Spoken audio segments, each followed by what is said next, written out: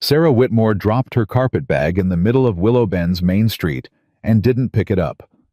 Not because she was tired, because there was nowhere left to carry it to.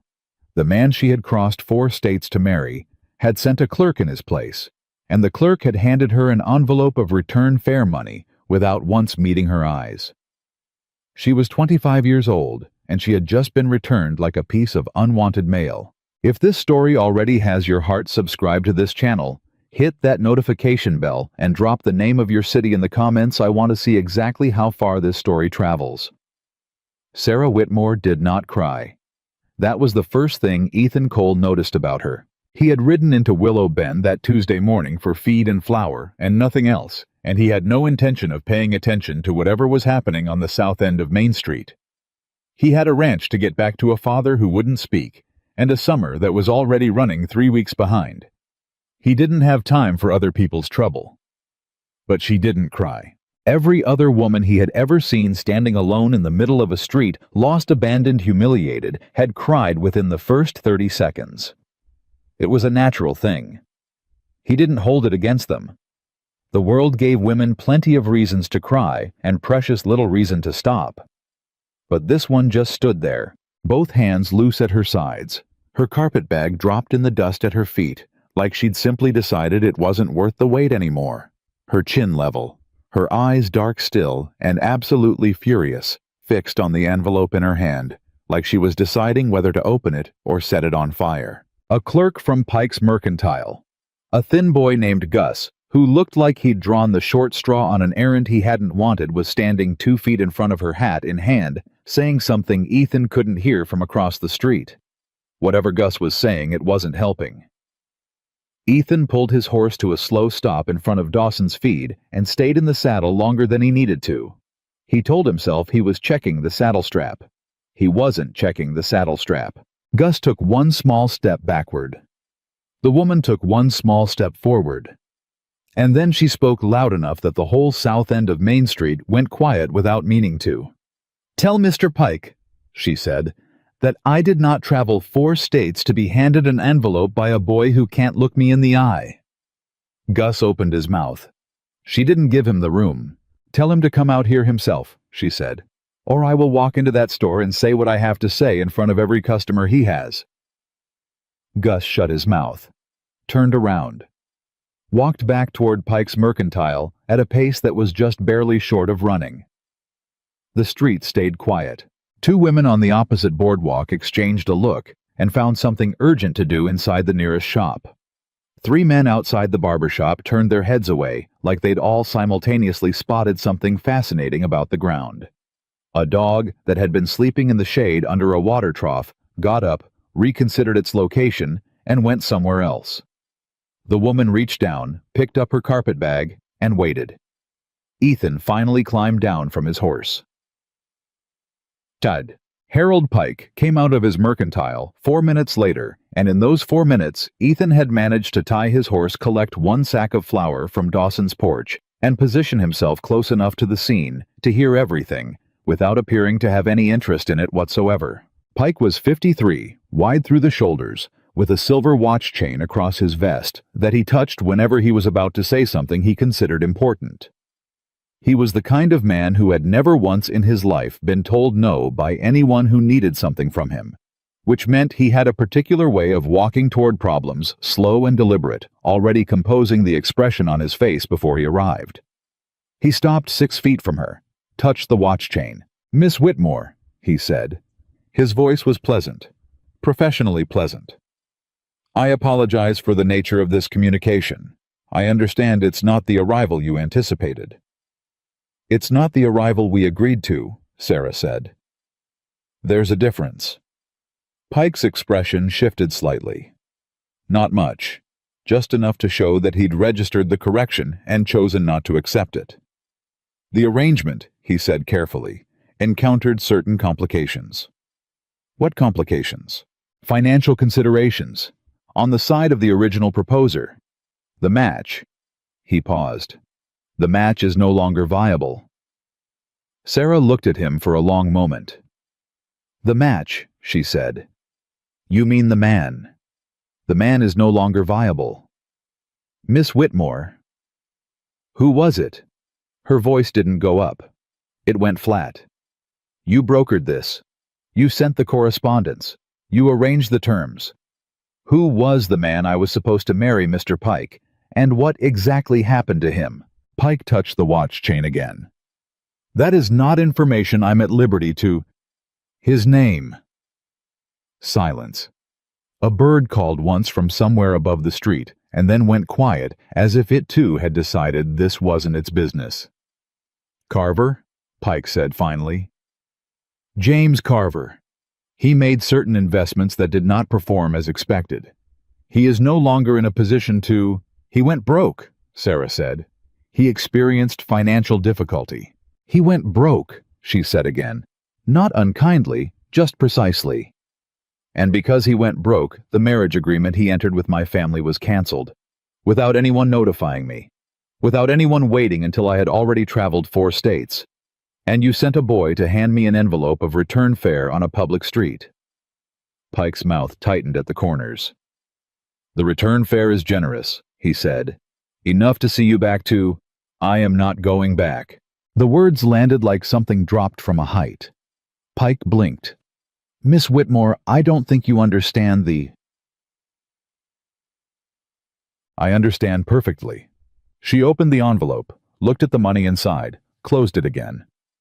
I understand that I left my home with the expectation of a future, and arrived to find that future had already been sold out from under me without my knowledge or consent. I understand that going back means going back to nothing, because the life I left is already gone. My family made arrangements based on the outcome of this match.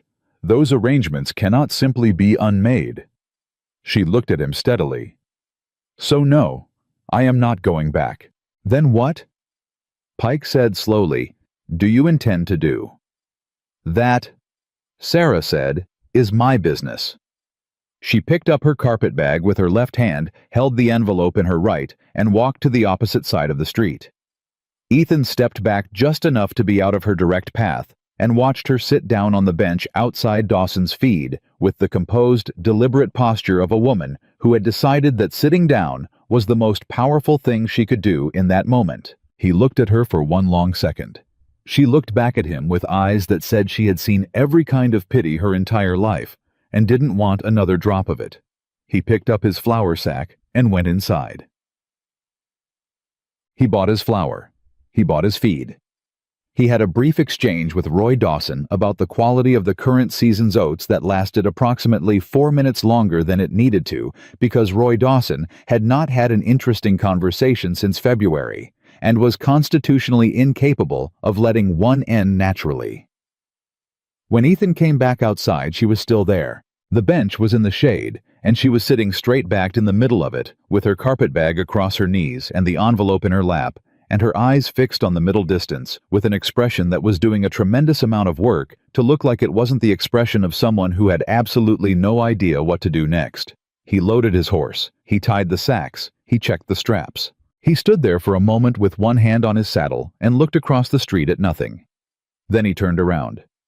You got a plan, he said, not a question. More of an inquiry, an audit. She looked at him. I'm working on one. How far along are you? Far enough. He nodded slowly. That was fair. It wasn't his business. He was already involved in this situation in a way that exceeded his original intentions, which had been to buy flour and leave. There's a rooming house on Elm, he said. Mrs. Holt runs it. She's decent. It's not expensive. Thank you, Sarah said. He nodded, turned back to his horse. The work situation in this town, she said. He stopped, turned halfway. If a person needed work, she said carefully, what kind of work is there? For a woman who isn't a seamstress and isn't in a position to wait 3 months for a teaching post to open. He thought about it honestly for a moment. Laundry, he said. Cook at the hotel maybe if Donna Marsh's back gives out again. Nothing much else. Town's not big. She nodded, looked back at the middle distance. I can cook, she said. It wasn't a statement directed at him specifically, more of an inventory, something she was adding to a mental list. He stood there one more second than he'd planned to. "My ranch," he said. "Out past Miller Creek. I run cattle. My father—" He stopped, reorganized. "There are two of us, and neither one of us is suited to the domestic side of things. The house has been running rough for a while. I can offer a room, meals included in the wage, and honest work. It's not soft work." She looked at him directly for the first time. "What kind of man offers a ranch job to a woman he met 8 minutes ago?" she said. "A man whose cook quit in April and whose father won't eat," Ethan said. "And who reckon a woman with no options and a temper like the one you just showed Pike is probably exactly as capable as she looks." She studied him for a long moment. He let her. He had nothing to hide and nowhere pressing to be, and he understood that this was a woman running a very careful calculation about whether he was the kind of man who could be trusted with the weight of what she was about to decide. "Terms," she said. "Fair wage, your own room with a door that locks. You work the house and kitchen. I don't give you orders that go past that. My father—" He paused again. "He's quiet. He's not unkind. He just lost someone, some time back. He doesn't eat much anymore. That's the main problem. A man who won't eat. A man who's grieving so long he's forgotten there's supposed to be something after it." Something moved across her face, just briefly. "My name is Sarah Whitmore," she said. "Ethan Cole," he said. She stood up, picked up her carpet bag. "I want to be clear about one thing, Mr. Cole." "Go ahead." "I am not grateful," she said. "I mean, I understand this is an offer being made in good faith, and I will honor it in good faith. But I am not coming to your ranch because I am desperate, and you are my only option, and therefore I owe you something beyond a fair day's work for a fair day's wage. I want that understood from the beginning." Ethan looked at her for a moment. "Wouldn't have offered if I wanted gratitude," he said. "I got enough things on my ranch that don't work right. Don't need to add one more." Her chin lifted slightly. The nearest thing to amusement he suspected she'd shown in several days. "All right, Mr. Cole," she said. He loaded her bag. The ride out to the Cole Ranch took 40 minutes, and they spent the first 30 of those minutes in almost complete silence, which suited Ethan fine and seemed to suit Sarah equally. She rode behind him on a borrowed mare he'd collected from the stable without explaining why. And she rode well enough that he didn't have to slow his pace, which was one point in a ledger he hadn't decided he was keeping. At the 20-minute mark, she spoke. "The man you mentioned," she said. "Carver. Did you know him?" "Heard of him," Ethan said. "He came through the valley 2 years back, had plans. Most men with plans like his don't stay." "What kind of plans?" "The kind that need other people's money to get started and don't mention that part until later." She was quiet for a moment. "My brother wrote to me," she said. "Told me Carver was a good man with a good future, that the arrangement was clean and honest, and that I would be well provided for." A beat. "Thomas has always had very confident opinions about things he hasn't investigated closely." Ethan didn't say anything.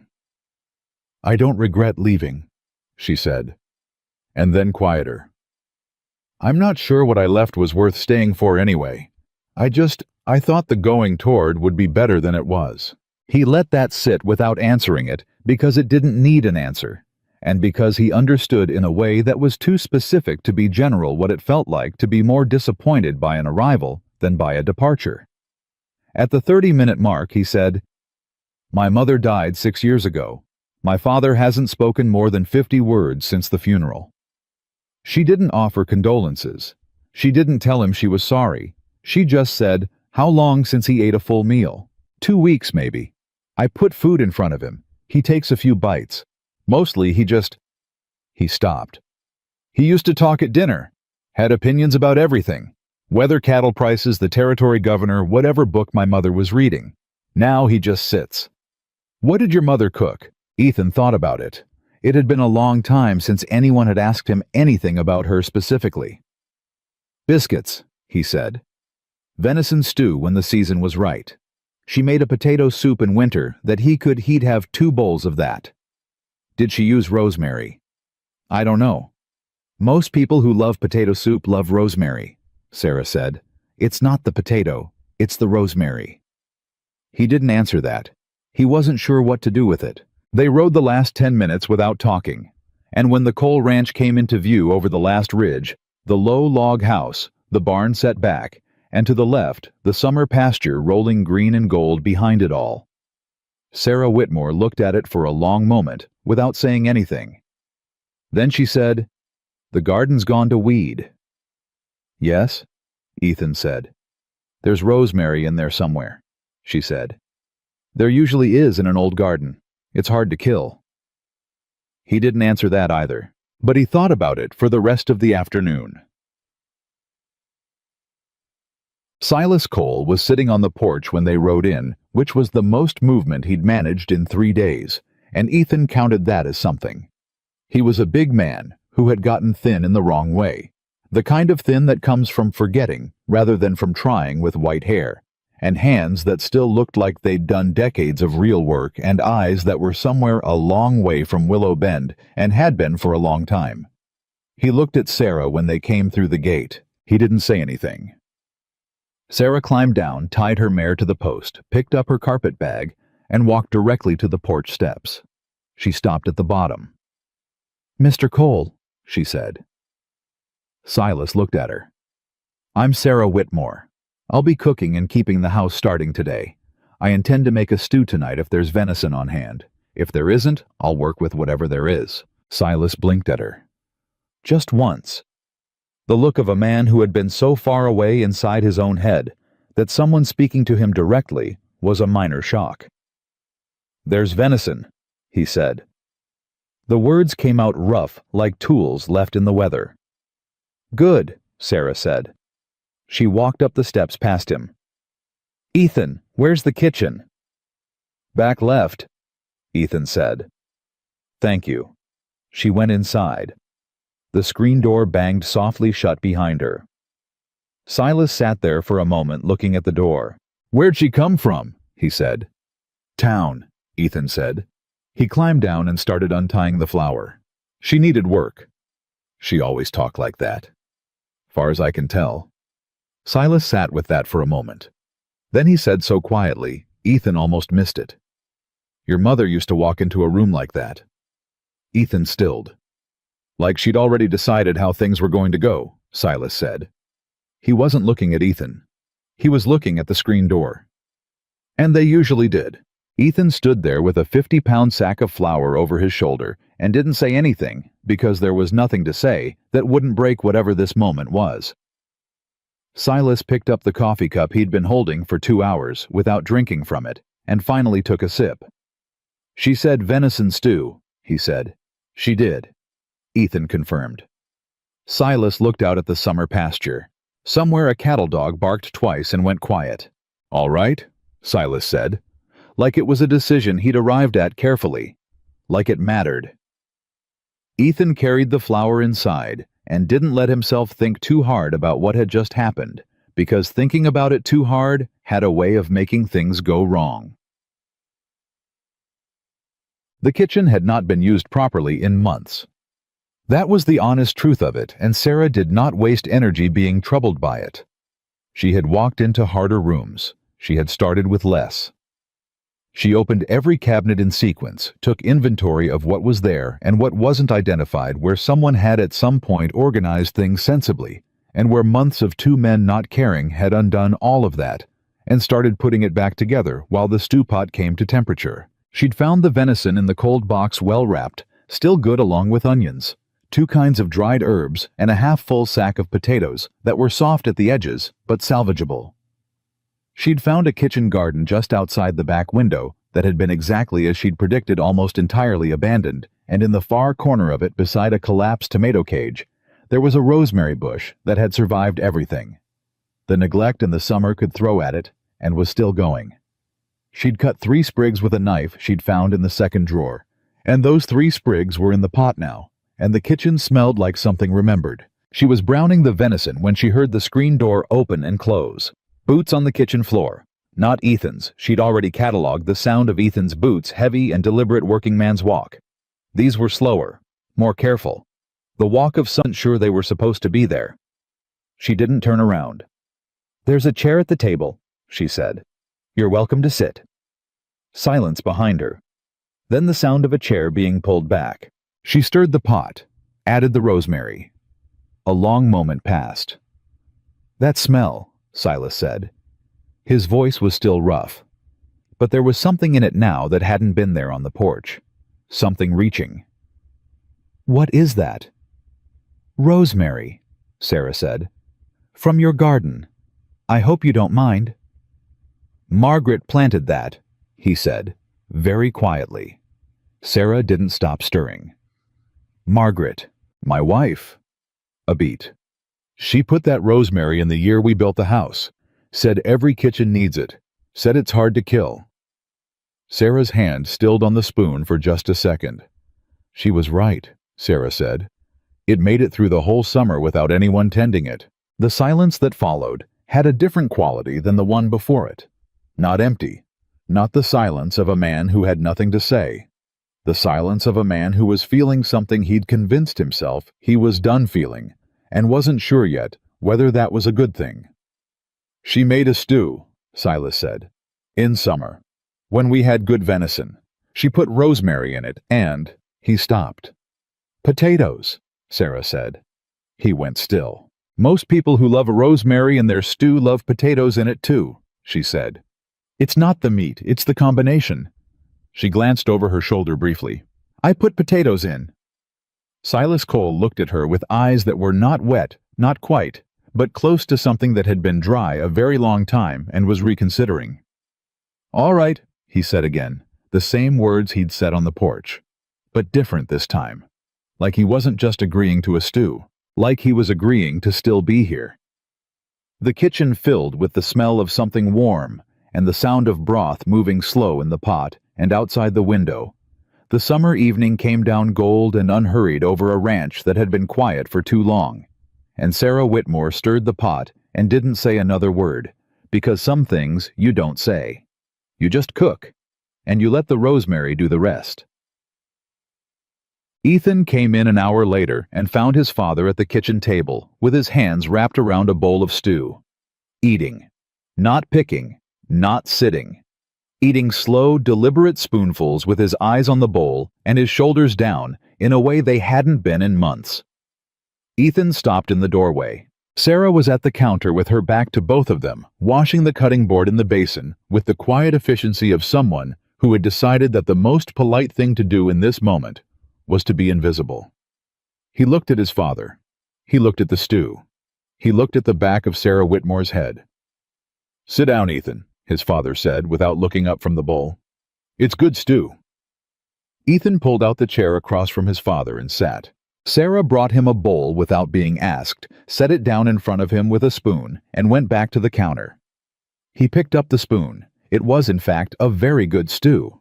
He ate in silence across from his father, who was also eating in silence, and the kitchen held the three of them in something that wasn't warmth yet, not quite, but was the thing that warmth is made from. The before. The possibility. The moment when an empty house decides to start becoming something else without anyone saying so out loud. He was halfway through the bowl when his father said quietly to the table, "She found Margaret's rosemary." Ethan looked up. Silas wasn't crying. His jaw was set. His hands were steady on the bowl. But his eyes had that far look again, except this time the far place wasn't nothing. It was somewhere specific. Somewhere warm and remembered. "Yeah," Ethan said. "She did." Silas nodded. Went back to eating.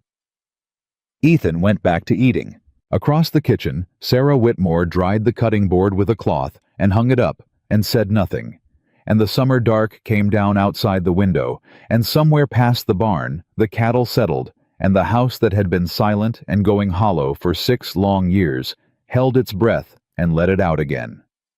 Not as a declaration, not as a resolution, just as a beginning. The kind you don't notice until it's already happened.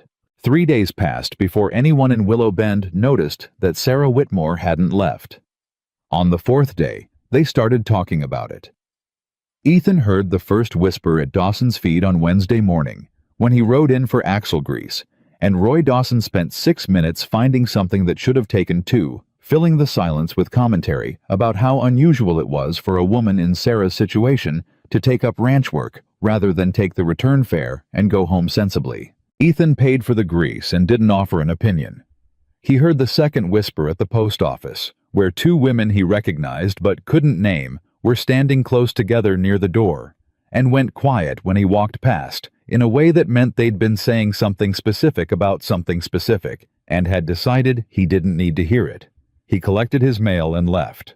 The third wasn't a whisper. Clara Holt, who ran the rooming house on Elm and had opinions about everything that happened within a quarter mile of it, was standing outside her front gate when he rode past and called out to him directly. "Mr. Cole." He slowed, stopped. "Mrs. Holt." "I hear you've taken on the Whitmore woman," she said. Not unkindly, but not gently either. The tone of a woman delivering information she expected him to do something about. "I hired a cook," he said. "Yes." Clara Holt pulled her shawl straighter. "I only mention it because people are going to talk Ethan. A single woman living out at a ranch with 2 men and no chaperone. You know how this town is." "I know how this town is," Ethan agreed. "Thank you, Mrs. Holt." He rode on. He told himself he wasn't angry. He was a little angry. Sarah was in the kitchen garden when he got back, which he'd stopped being surprised by after the second morning. She had taken the collapse of that garden as a personal problem to solve, and she was solving it the way she seemed to solve everything methodically, without commentary, at a pace that made it look like she had been doing this specific task her entire life. She'd cleared the dead growth from the first 2 rows. She'd staked the tomatoes. She'd found where the carrots had gone to seed and salvaged what she could and replanted the rest. She was currently crouched over a section of the far corner with a hand fork, and she had dirt on both knees and on her left cheek, and she did not look up when he came through the gate. "Town's talking," he said. "I assumed they would be," she said. She turned a section of soil. "What are they saying?" "That it's irregular. Woman living out here without a chaperone." She moved 6 inches to the left and kept working. "Is that going to be a problem for you?" He thought about that honestly. "Not the way they mean it," he said. "But if it gets loud enough, it makes your situation harder. Makes it harder for you to—" He stopped. "To do what exactly?" She sat back on her heels and looked up at him for the first time. "I have no situation in this town to protect Ethan. I arrived here with one future, and that future was canceled without my knowledge. I don't have a reputation here. I don't have relationships here. I don't have anything here that town gossip can damage." She stood up, brushed dirt from her knees. "What I have is a job that pays an honest wage and a room with a door that locks. That is considerably more than I had 4 days ago." He looked at her for a moment. "You're not worried about it at all," he said. "I'm worried about plenty of things," she said. "That isn't one of them." She picked up the hand fork. "Your father ate breakfast this morning." The subject change was so clean it took him a second to catch up. "Both biscuits?" he asked. "Both biscuits and a cup of coffee that he finished," she said. He talked for approximately 4 minutes about cattle prices in the fall market and then stopped because he remembered he wasn't supposed to be talking and went back to the porch. She said it without a trace of sentimentality, just as information, just as a fact she was reporting accurately. "But 4 minutes is 4 minutes." "It is," Ethan said. She went back to the garden. He stood there for another moment, looking at the row she'd cleared the staked tomatoes, the salvaged carrots, the rosemary bush in the corner that stood there like it had won something. "Thank you," he said. "Not for the garden specifically. Not for the breakfast specifically." She knew what he meant and didn't make him explain it. "Honest wage," she said. "Honest work." He went to the barn. What? The letter came on Friday. Ethan was the one who picked up the post that week, and he almost didn't notice it. It was tucked between a supply invoice and a notice from the Territorial Land Office. A plain envelope with Sarah Whitmore written on the front in handwriting that was slightly too careful, the handwriting of someone who wrote slowly and meant every word. The return address was Colorado. He brought it in and set it on the kitchen table without saying anything about it. And Sarah saw it the moment she came in from hanging the wash, and she stopped. Just stopped. For 3 full seconds, she stood in the doorway looking at that envelope, like it was something that had come a long distance to cause her problems, which, as it turned out, was exactly what it was. She picked it up, looked at the return address. Something moved across her face that Ethan couldn't name. Not fear, not exactly. More like the expression of someone who had thought they'd gotten a certain amount of distance behind them, and was now being informed they hadn't gotten as much as they'd believed. She sat down at the table. She opened the envelope. Ethan was at the stove, not looking at her, doing something unnecessary with the coffee pot that gave him a reason to be in the room without appearing to pay attention. The kitchen was very quiet. After a moment, Sarah said, "It's from my brother Thomas." He didn't turn around. "The one who told you Carver was a good man?" "Yes." A pause. "He wants me to come home," she said. Her voice was even, controlled. The voice of a woman reading something out loud in order to hear how it sounded in the open air rather than just inside her head. "He says the situation in Willow Bend has resolved itself, and there's no reason for me to stay." She stopped. "He doesn't mention what the situation was. He doesn't explain how a marriage arrangement he personally guaranteed me was clean and honest turned out to have been whatever it turned out to have been." Another pause. "He just says come home." Ethan turned around. She was looking at the letter with the same expression she'd had looking at Harold Pike's envelope in the middle of Main Street. Not broken, not crushed, but furious in the quiet, contained way of someone who has been furious before and learned that the loud kind doesn't get you anywhere. "Are you going to?" he said. She folded the letter, set it down. "No." "What will you tell him?" She looked up at him. "The truth," she said. "That I have work, that I'm staying." She picked the letter up again and looked at it one more time, at the careful handwriting, the controlled sentences, the complete absence of apology. "Thomas has always been better at telling me what to do than at telling me why, or at telling me the truth about things." She set it down again. "I'll write back tonight." "All right," Ethan said. He turned back to the coffee pot. "Ethan." He stopped. "Did you know," she said, "when you offered me the job, that I had no way to verify anything you told me, that I was taking your word entirely?" He turned halfway. "Yes," he said. "I knew that." "Did that bother you?" "Yes," he said. "Which is why I told you the truth." She looked at him for a long moment. "I know," she said. "That's why I said yes." She got up and went to the writing desk in the parlor, and Ethan stood in the kitchen and listened to the quiet sound of her getting out paper and thought about trust and what it cost and what it built, and said none of it to anyone. The second week settled into something that had the beginning shape of a routine. Sarah rose before dawn. By the time Ethan came in from the early check on the cattle, coffee was made, and the kitchen was already doing the work of the day. She cooked breakfast with the focused efficiency of someone who had long ago decided that the best way to do a thing was to do it completely and without wasted motion. Eggs, biscuits, salt pork when there was any cornbread on the days she'd decided on cornbread, and always the coffee ready and hot. Silas had started coming to the kitchen table for breakfast. Not every morning. 4 out of 7 the first week. 5 out of 7 the second. He came in quietly, sat in the same chair, wrapped his hands around his cup, and sometimes spoke and sometimes didn't. And Sarah met him exactly where he was every single time, talking when he talked quiet. When he was quiet, never pushing, never retreating. Ethan watched this from across the table and understood that he was observing a skill he didn't have a name for. Not kindness exactly. Something more precise than kindness.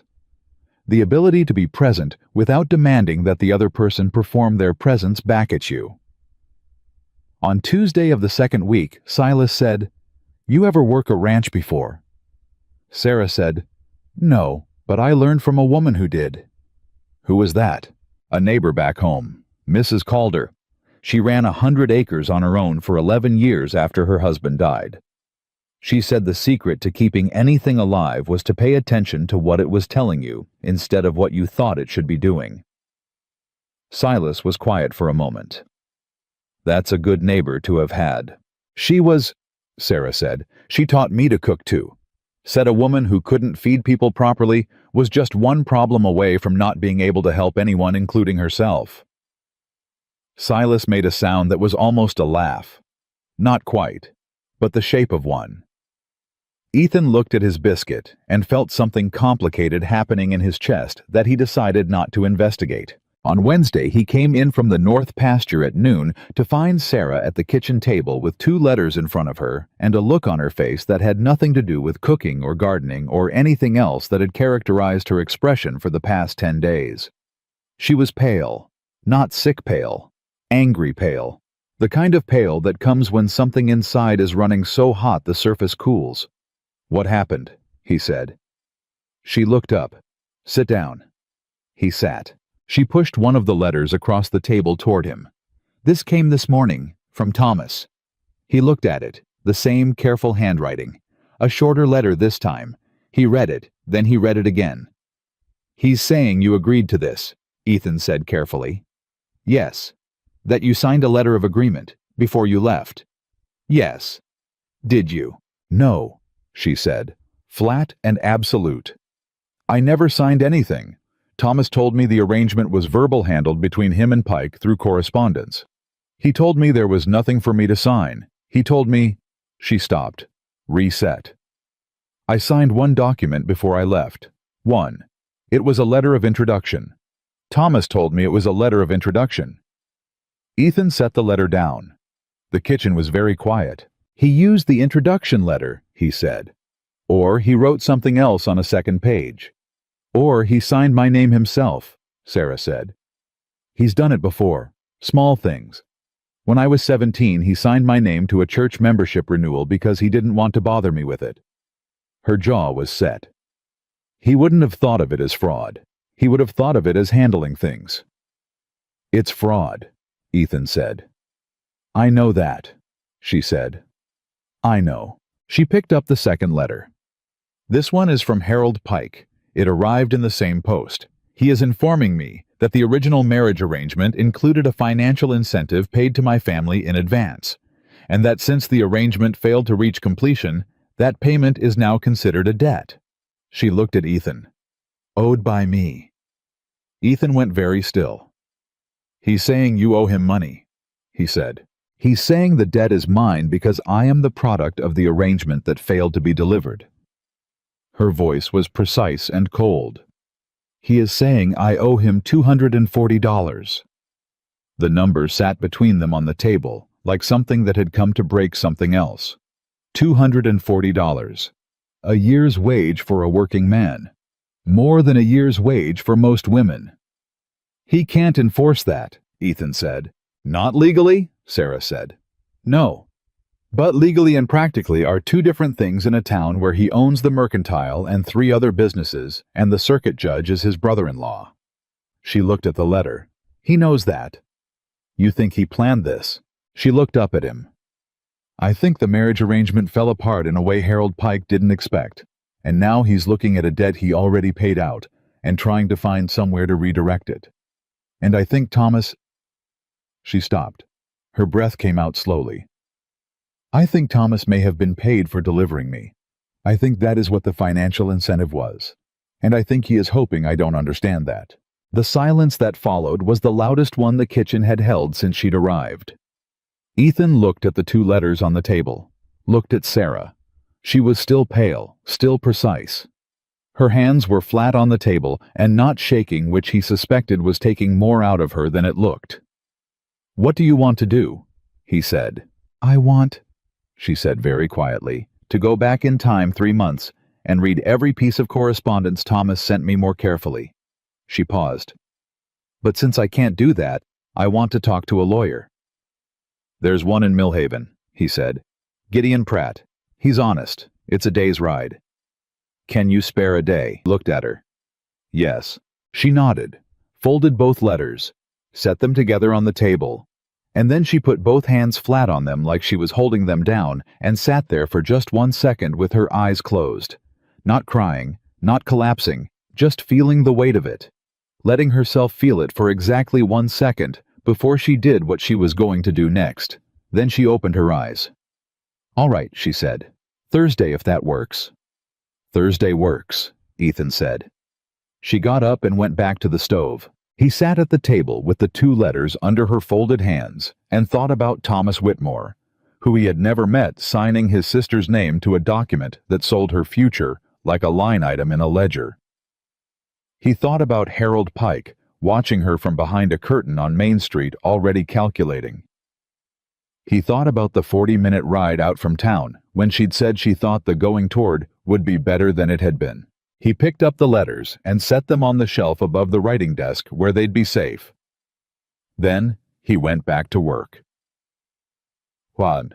That evening, Silas came in for dinner and ate the full bowl and asked for more, which was the first time he'd asked for more of anything in 6 years. And Sarah gave it to him without comment, and Ethan watched his father eat and tried to hold both things at once, the warmth of that and the cold of the letters on the shelf, without letting either one cancel the other. After dinner, Silas stayed at the table longer than usual. Sarah was washing up. Ethan was at the far end of the table with the week's accounts, not really doing them.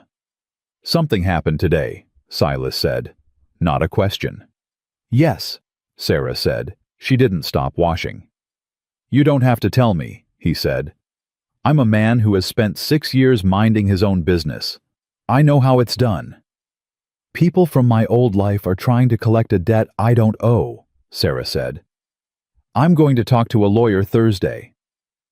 Silas was quiet for a moment. Pike, he said. Both Ethan and Sarah looked at him. He had that watch chain business when my wife was alive too, Silas said.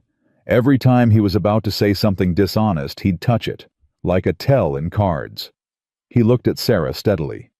Whatever he says you signed, you'll want to see the original document, not a copy, the original, because Pike has been known to make adjustments. Sarah set down the dish she was washing. You know this, she said. I know he tried to buy the south end of Miller Creek from the Hadley family 10 years ago, using a deed that didn't match the one they'd been given, Silas said. Territorial Circuit Court threw it out. He lost the land. He looked at his hands. He doesn't lose things well. No, Sarah said. I don't imagine he does. Gideon Pratt in Millhaven, Silas said.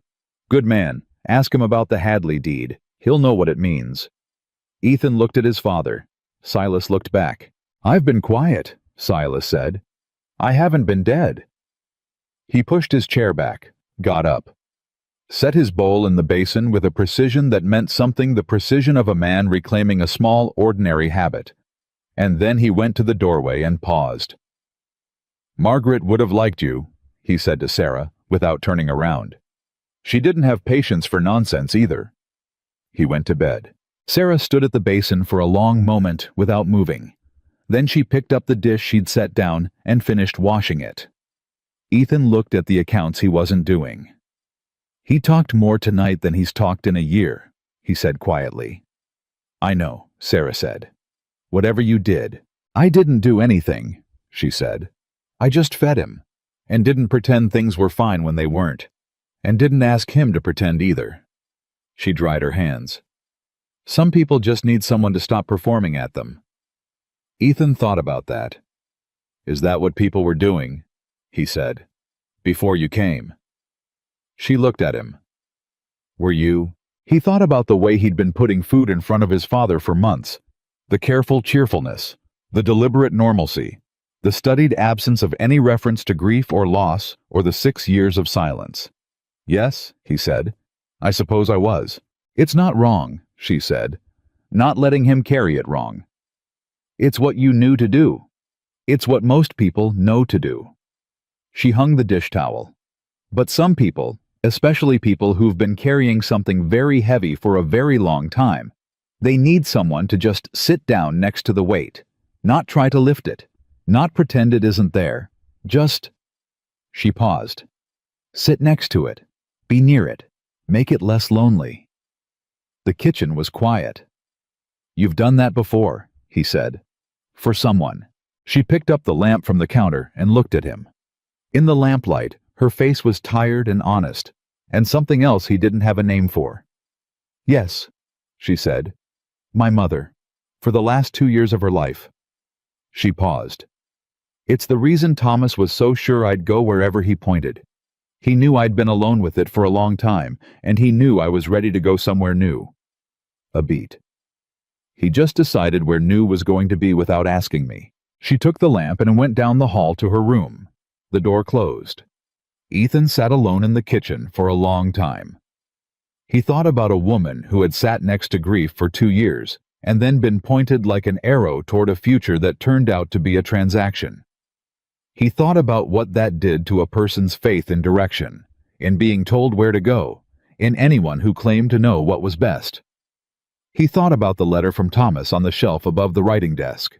Then he got up, banked the stove, and went to bed. Thursday morning, they rode to Millhaven. Sarah wore her good dress, the blue one she'd arrived in, and her expression on the ride was the expression of someone preparing for a meeting they intended to win.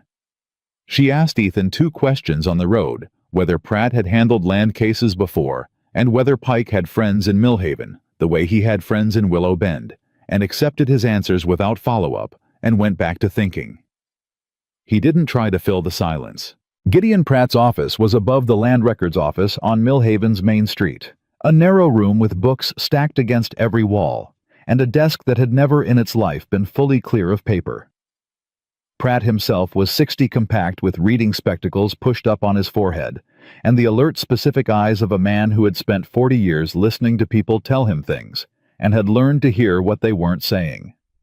He listened to Sarah for 20 minutes without interrupting. When she finished, he looked at the 2 letters she'd brought, read them both twice, set them down. The signature on the letter of agreement, he said. You never saw this document before today. No, Sarah said. I was told there was no document to sign. And your brother's handwriting, you'd recognize it if it was forged. I'd recognize my own name, she said. He forged signatures of mine before. Small things. I can tell the difference. Pratt nodded. All right, then here's what you're dealing with. He leaned back. Pike can't enforce the debt legally.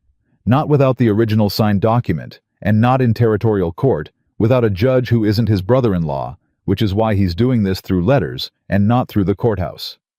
He looked at her steadily. He's betting you don't know that. He's betting you're frightened enough and isolated enough to find a way to pay him. He bet wrong, Sarah said. Pratt's mouth moved. Not quite a smile. The expression of a man who had seen enough people broken by exactly this kind of pressure to appreciate specifically someone who wasn't. What I can do, he said, is send a letter on your behalf to Pike informing him that you are represented by counsel and that any further communication regarding this alleged debt should be addressed to this office. He paused. It won't end it, but it will tell him you know the game and you're playing it. And my brother, Sarah said. Pratt looked at the letter from Thomas again. If he forged your signature on a legal agreement, that's a criminal matter. But it's hard to prove without the original document, and right now, the original document is wherever Pike keeps his records.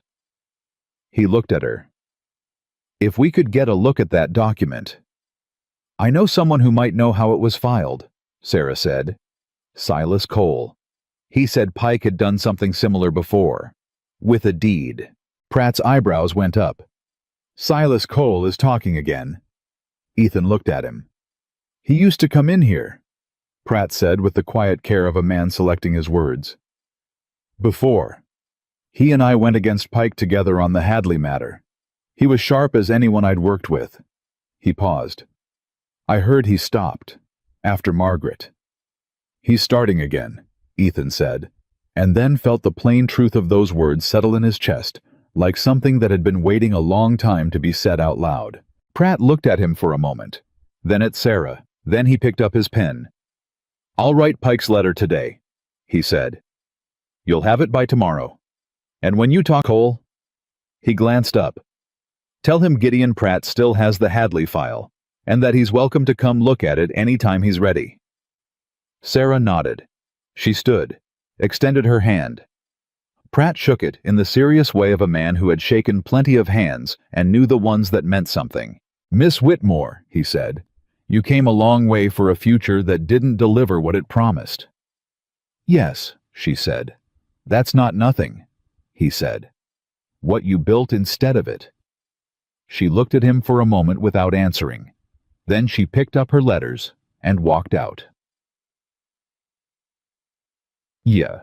On the ride back to the ranch, the afternoon sun came down long and gold over the summer hills, and somewhere between the Millhaven Road and Miller Creek, Sarah let out a breath that sounded like it had been held since Wednesday. "Better," Ethan said. "Differently scared," she said. "But yes, better." He nodded. They rode in silence for a while. "He forged it," she said. "Thomas. I know he did. I can't prove it yet, but I know it." "We'll prove it," Ethan said. He said it simply, without decoration, the way he said most things, like it was already decided. She looked at him sideways. "You said we," she said. He glanced at her. "Did I?" "You did." A beat. "Well," he said, "it's my county too." She looked forward again.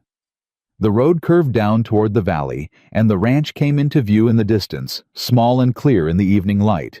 The barn and the house and the old kitchen garden, the rosemary in the corner catching the last of the sun. "Ethan," she said. "Yeah." "Thank you." He didn't say it was nothing, because it wasn't nothing, and she would have known that was a lie. He didn't say she was welcome, because that felt too small. He said, "You'd have done it without me." She thought about it. "Eventually," she said. "Then we just saved time," he said. She didn't answer, but the smallest thing happened at the corner of her mouth. Not quite a smile, not quite enough to name, and she rode the rest of the way back to the ranch with her chin level and her eyes on the road ahead, and the evening came down warm around them, and the house waited, and inside it, a man who had been quiet for 6 years was finding his way back to the world. One bowl of stew at a time, and something that had no name yet, was building itself out of honest work and shared trouble, and the particular kind of trust that only grows when two people decide without saying so to face the same direction. The rosemary was still standing when they got back. It always was. Gideon Pratt's letter reached Harold Pike on a Monday. By Tuesday morning, the whole town knew Sarah Whitmore had a lawyer. Ethan heard it from Roy Dawson before he'd even tied his horse, which was impressive given that Roy Dawson's store didn't open until 8, and Ethan had arrived at 7:53. Roy was unlocking the front door and turned around with the specific expression of a man who had been waiting to deliver news since before sunrise. "Your cook's got Gideon Pratt representing her," Roy said. "She does," Ethan said. Roy blinked. He'd clearly expected surprise. "You knew." "I rode with her to Millhaven," Ethan said. "You need help with that lock." Roy looked at the lock, looked at Ethan, decided to let it go. "Pike didn't take it well," he said, working the key. "Word is he threw the letter across the room and then picked it up and read it 4 more times." "Sounds like a man who got an answer he didn't expect," Ethan said. "Sounds like a man who's deciding what to do next," Roy said. And the way he said it didn't have the quality of gossip.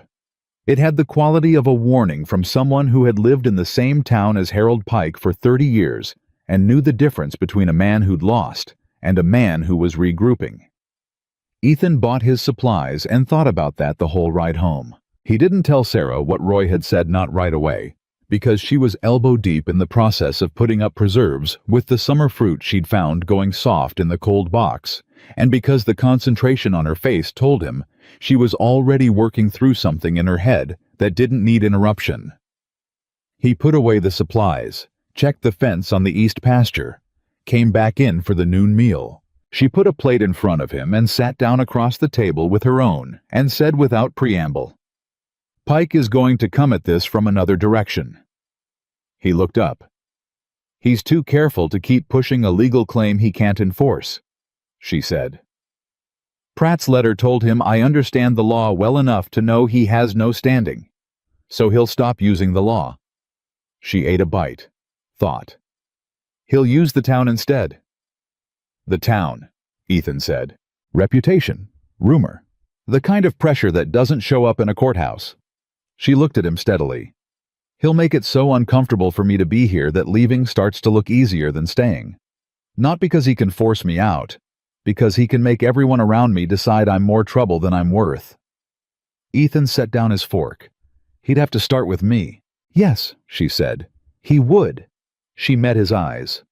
"I want you to know that if that happens, if he comes at you through me, you have every right to make the decision that's best for this ranch and your father.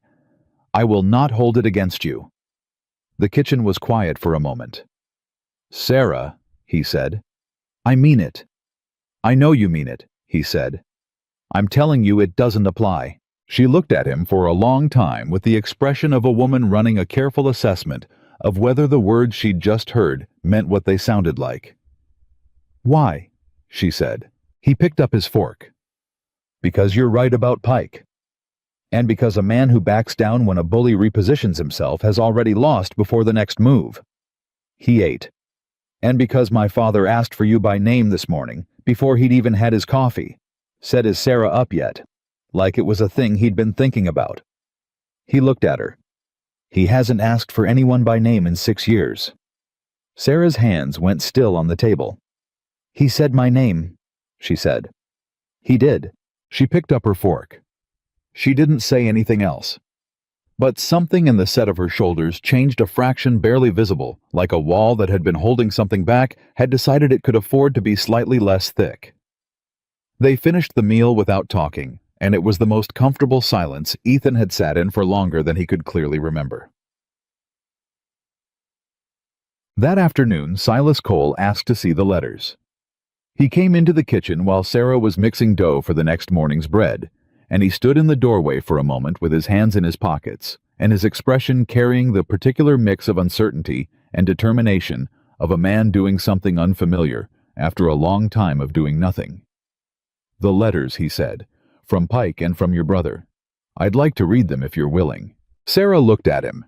Flour on her hands, dough in the bowl, nothing performing in her face. "Why?" she said. "Because I may know something useful," he said, "and because I've been absent. Too long, from things that matter." He looked at her directly, the look of a man who had thought carefully about what he was saying before he said it. "I'd like to be useful again if there's still room for it." Sarah looked at him for a moment longer. Then she washed her hands, dried them, and went to the shelf and got the letters and brought them to the table. Silas sat down. He read them slowly. Both of them twice the same way Pratt had. He set them down and sat looking at the table for a minute without speaking. "The signature," he said finally. "On the letter of agreement. You never signed anything like this." "No." "And your brother's name is Thomas Whitmore, of this address in Colorado." "Yes." Silas tapped the letter from Pike. "Harold Pike didn't write this letter," he said. "Not the language of it. He has a clerk named Vickers, who writes his legal correspondence for him, because Pike's own writing is barely literate and he knows it." He looked up. "Vickers has a specific way of phrasing financial obligation. He always writes the debt is considered settled upon full remittance rather than the debt is payable. It's a habit. I noticed it in the Hadley deed." He looked at the letter. "This letter uses that phrasing in the second paragraph." Sarah pulled the letter across and looked at the second paragraph. She looked up at Silas. "That means Pike had this drafted by the same man who drafted the Hadley deed." "It means Vickers wrote it," Silas said. "Which means it's a formal document, not a personal letter. Which means Pike filed a copy somewhere." He paused. "And Gideon Pratt will know exactly where to find it." Sarah sat back in her chair. "You knew all of this," she said. "About Vickers. About the phrasing." I knew it 10 years ago, Silas said. I've been sitting on it since then because there was nothing in my life it was relevant to. He looked at his hands. There is now. Ethan, who had been leaning against the doorframe listening since the third sentence, straightened up. Dad, he said. Silas looked at him. You want a ride to Millhaven? A pause. A long one. The kind that had weight in it. I think, Silas said slowly, that I do. They rode to Millhaven the next morning, all three of them, which was not a thing Ethan had anticipated when he'd woken up that day. Silas hadn't ridden anywhere in a year and a half, and the act of him saddling his own horse carefully, methodically, hands that still knew the work, even when the rest of him had forgotten the will for it, was the kind of thing Ethan had to look away from twice, because it was doing something to his chest that he wasn't prepared to manage in public. Sarah rode between them on the Millhaven road, and didn't comment on any of it, which was exactly right. Gideon Pratt came out from behind his desk when Silas Cole walked through the door. He extended his hand. Silas shook it. The two men looked at each other with the look of people who had worked through something difficult together once, and recognized in each other the shared understanding of what that had cost. Silas, Pratt said. Gideon, Silas said. I hear you still have the Hadley file. I do. Then we need to talk about Vickers. Pratt looked at Sarah, looked at Ethan, looked back at Silas. And something in his expression shifted the precise professional neutrality of a working lawyer, giving way just briefly to something more human. Relief, maybe. Or the particular feeling of seeing a man come back from somewhere very far away. Sit down, he said. All of you. For the next 2 hours, Gideon Pratt's office became something Ethan hadn't expected it to become, a planning room. Silas talked about Vickers, about the phrasing pattern, about the Hadley deed, and the specific way the language had been constructed to look legal while obscuring the actual terms. Pratt pulled the Hadley file, and they laid it beside Pike's letter to Sarah, and the similarities were not subtle. Pratt made notes, asked questions, made more notes. Sarah sat through all of it with perfect attention, asking 3 questions that were so precisely targeted to the center of the matter that Pratt stopped after the third one and looked at her over his spectacles. Where did you study? He said. I didn't, she said. My mother was ill for 2 years before she died. I handled her affairs for her.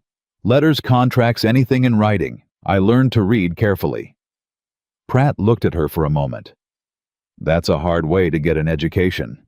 Yes, she said. But it's a thorough one. He went back to his notes. At the end of the 2 hours, he looked up and said, Here's what I believe we can establish. 1. The letter of agreement bears a signature that can be challenged as forged based on the circumstances of your departure and the lack of any other signed documentation. 2. The language of Pike's debt claim matches a document pattern I can demonstrate has been used fraudulently in this county before. 3. If Thomas Whitmore received payment from Pike as part of this arrangement, that constitutes a contract for the exchange of a person which is not legal in this territory, regardless of how it's papered over. He set down his pen. What I need is the original document, not a copy. Pike will have it filed somewhere. Vickers files everything. Where does Vickers file things? Sarah said. Pratt and Silas looked at each other. He keeps a secondary record office, Silas said. Above the feed warehouse on the south end of Willow Bend.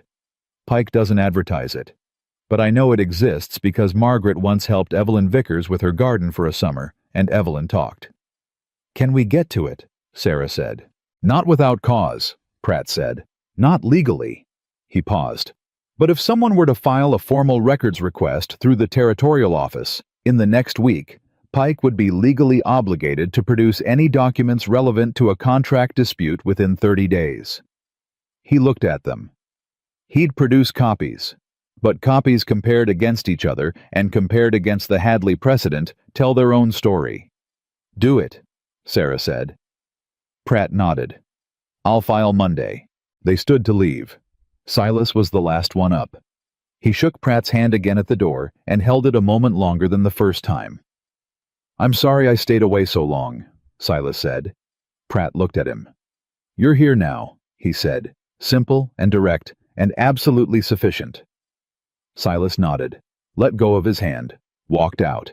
Ethan followed and didn't say anything because there was nothing that needed saying, and some things you just let be what they are.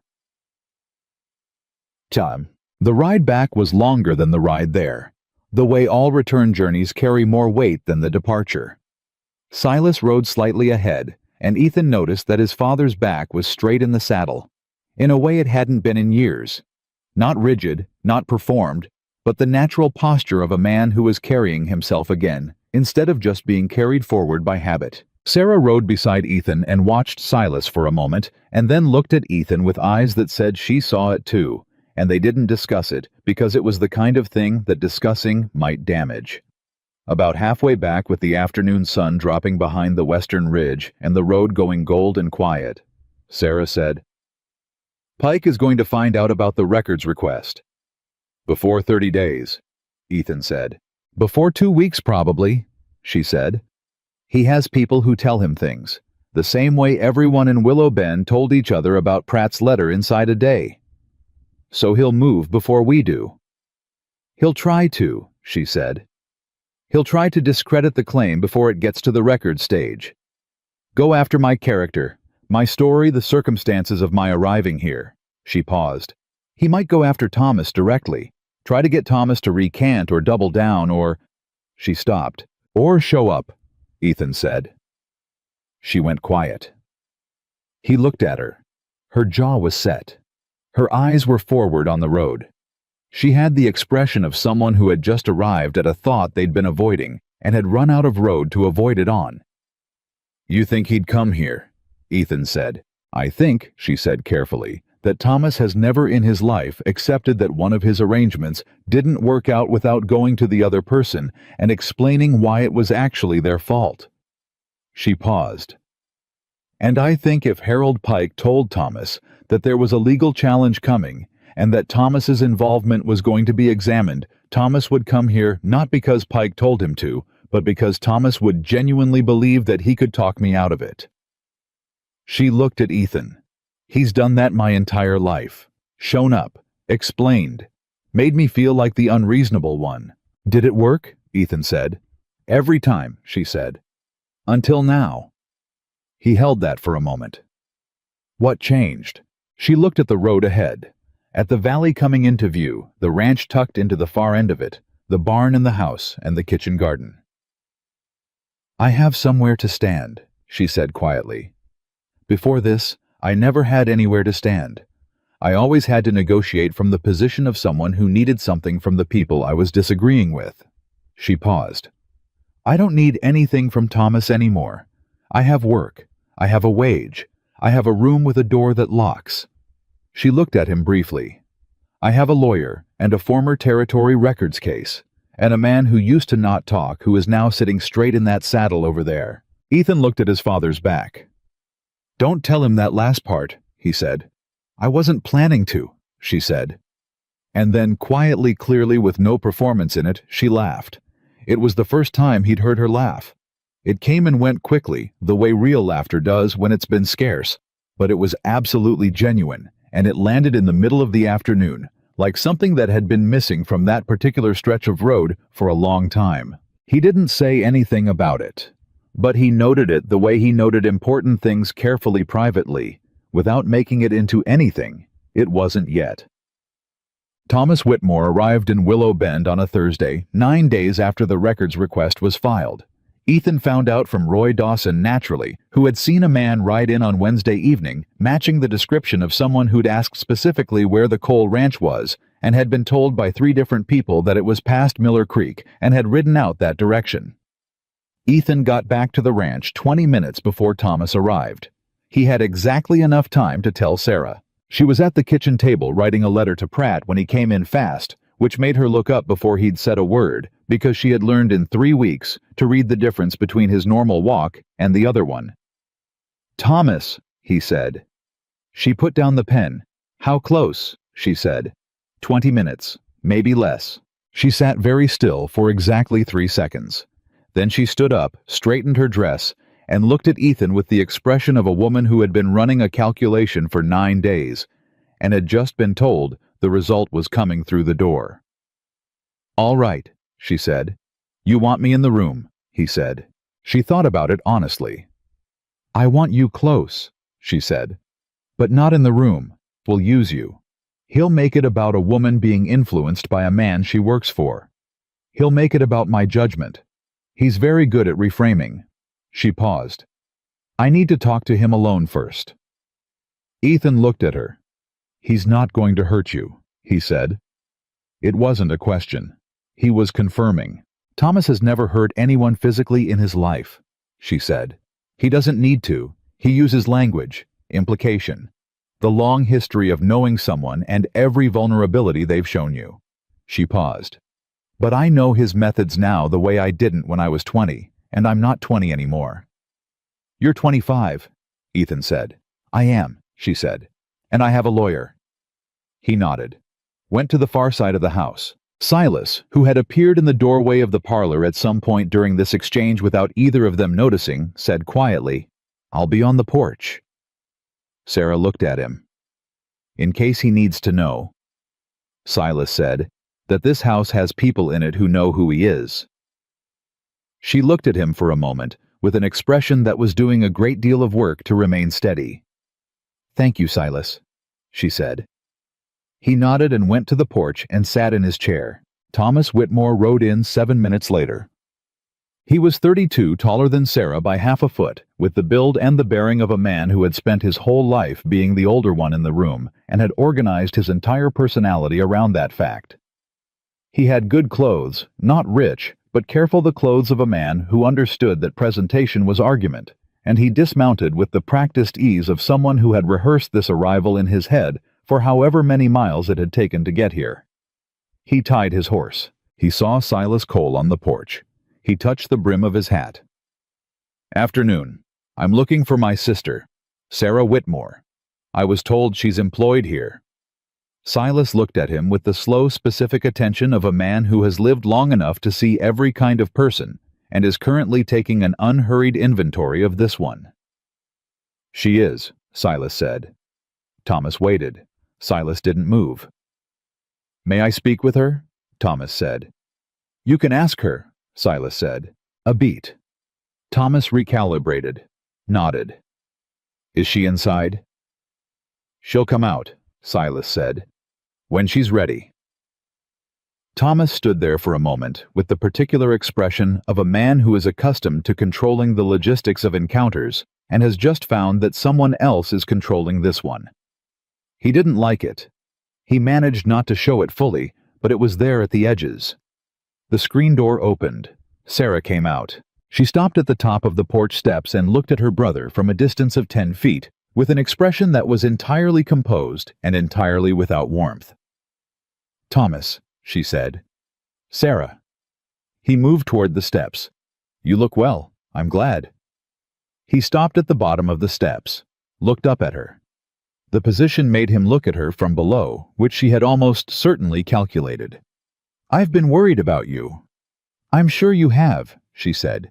"What are you doing here?" He spread his hands slightly, the gesture of a man presenting his own reasonableness. "I came because I'm your brother Sarah, because the situation has gotten complicated, and I thought it would be better to talk in person than to go back and forth through letters and lawyers." "Through lawyers," she said. "It doesn't have to be like this." "You signed my name," she said. The porch went silent. Thomas's face didn't change. Not obviously. But something in the steadiness of it became slightly more deliberate. The look of a man who had prepared for this specific sentence and was deploying his prepared response. "I acted in your interest," he said. "The way I always have." "You signed my name," she said again, slower. "To a legal agreement. That committed me to a marriage arrangement in exchange for money paid to our family. Without telling me. The arrangement was, Thomas?" Her voice didn't rise. It sharpened. "I have a lawyer. I have a lawyer who has the Hadley deed case, and a man named Vickers, and 30 days of legally mandated document disclosure from Harold Pike. I know what you did. I know how you did it. I know how much money changed hands. A pause. The only thing I don't know yet is whether you understood what you were doing or whether you convinced yourself it was for my benefit. Thomas stood at the bottom of the steps with a face that was working very hard. You were unhappy, he said. Back home, after Mother died, you were lost, Sarah. You needed a direction. So you sold me one. I found you an opportunity. You signed a contract, she said, that treated me as a commodity. You received payment for delivering me to a man you had done minimal investigation of. And when that man's finances collapsed, you wrote me a letter telling me to come home and made no mention of your role in any of it. She looked at him with the steady, clear eyes of a woman who has stopped being surprised. That is what happened, Thomas. Not a misunderstanding, not an overreach of good intentions. That is what you did. Thomas was quiet for a long moment. And then he said the thing that Ethan, listening from the far side of the house through an open window, had been waiting for without knowing it.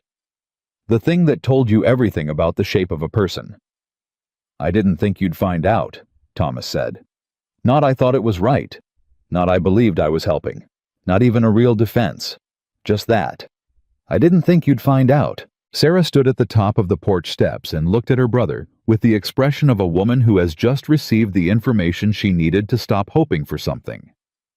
No, she said. I don't imagine you did. Silas Cole, who had been sitting in his chair through all of this, with the stillness of a man who understood that his job right now was simply to be present, said nothing. He didn't need to. I'm not coming home, Sarah said. I'm not dropping the legal inquiry. I'm not signing anything you bring me, and I'm not having this conversation again. She looked at Thomas directly. If you want to speak with me further, you can write to Gideon Pratt in Mill Haven. He represents me. Thomas looked at her for a long moment. His jaw worked. He was recalculating. She could see him doing it, looking for the angle, the approach, the arrangement of words that would get him back to the version of events where he was reasonable and she was being difficult. He didn't find it. You've changed, he said. There was something in it that wasn't entirely accusation. There was buried under the defensiveness and the defeat a trace of something that might have been recognition. Yes, Sarah said. I have. He stood there one more second. Then he untied his horse. He didn't say goodbye. He rode out the way he'd come. Sarah stood at the top of the porch steps and watched him go until the road curved and he disappeared, and the summer afternoon settled back over the ranch the way it always did. Unhurried, indifferent to human drama, heat and birdsong, and the distant sound of cattle, and the smell of the kitchen garden warm in the sun. Then her shoulders came down. Just slightly, just enough. Silas said without looking up from his hands. You held your ground. Yes, she said. It gets easier, he said. The second time. She looked at him. Did it take you long? The second time. He considered it honestly. 6 years, he said. But I had worse reasons than you for waiting. She sat down in the empty chair beside him. Not Ethan's chair, not a chair she'd claimed before, but the one on the other side, the one that had been empty for 6 years, and they sat together on the porch in the afternoon light without talking. The old man and the young woman, both of them on the other side of something. Ethan came around the corner of the house 5 minutes later and stopped. His father and Sarah were sitting on the porch, side by side, not speaking, looking out at the summer pasture with the particular piece of people who have just survived something and are allowing themselves to notice it. His father looked up. She told him, Silas said, simply. I heard, Ethan said. Silas nodded, looked back at the pasture. Good stew tonight, he said. If there's any venison left. There's venison, Sarah said. Good, Silas said.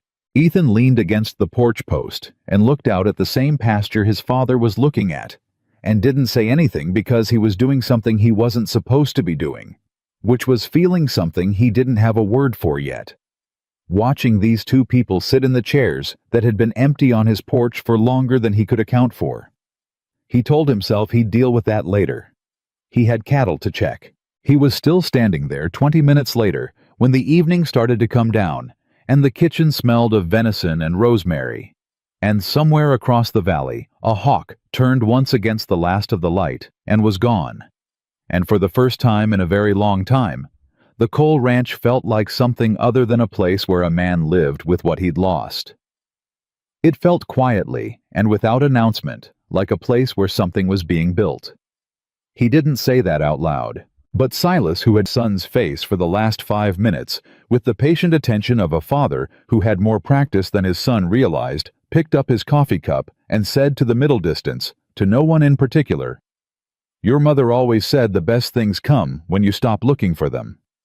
He got up, went inside. Sarah looked at Ethan. Ethan looked at the pasture. "He's right, you know," she said quietly. "About what specifically?" Ethan said. She stood up and brushed off her dress and headed for the door. "I'll start the stew," she said, and she went inside. And Ethan stood on the porch for one more moment in the summer evening with his hand on the post and the warm air around him and the strange, unguarded feeling of a man who had not been looking for anything and had found something anyway. Thomas Whitmore didn't go home. Ethan found that out on Friday morning when he rode into Willow Bend for salt and came back with the information that Thomas had taken a room at the hotel on 2nd Street and had been seen the previous evening eating dinner with Harold Pike. He told Sarah at noon. She set down her coffee cup with a precision that meant she was controlling her hands. "How long?" she said. Roy didn't know when he arrived at Pike's, just that they were there together for 2 hours. She was quiet for a moment. "He's going to help Pike build the case," she said. "Thomas, he's going to give Pike whatever he needs to make the document look legitimate. Testimony, details, whatever version of events makes my signature look real." "He'd testify against you," Ethan said. "He'd testify in favor of himself," she said. "Which amounts to the same thing." She picked up her coffee cup again, put it down again. "He's scared. Pike has leverage on him now. Thomas took the money, which means Thomas is implicated regardless of how the legal question resolves. The safest thing for Thomas is for me to lose." She looked at Ethan. "Which means he'll do whatever Pike tells him to." Ethan sat with that for a moment. "We need to tell Pratt. I'm writing to him today," she said. "But Ethan—" She stopped. He waited. "The records request," she said. 30 days.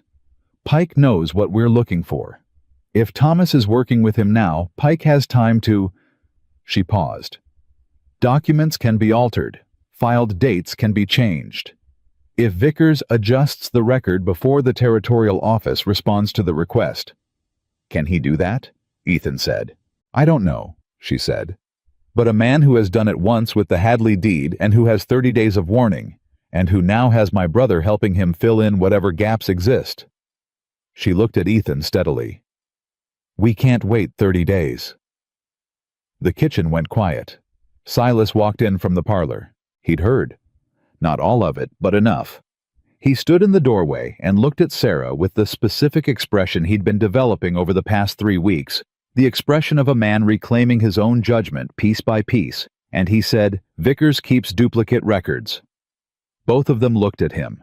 "When he files something at the secondary office above the warehouse," Silas said, "he makes a copy for himself, personal record. Margaret's neighbor Evelyn told her he keeps them at his house. Has done for 20 years. Said he doesn't trust Pike not to destroy things when they're inconvenient." He paused. "Vickers is a careful man. He's dishonest, but he's careful. He wants evidence of his own innocence in case Pike ever turns on him." Sarah stood up slowly from the table. "Vickers has a copy of every document he's ever filed for Pike," she said. "That's what Evelyn believed," Silas said, "including the letter of agreement with my name on it." "Including everything," Silas said. Sarah looked at Ethan. Ethan looked at his father. "You know where Vickers lives," he said.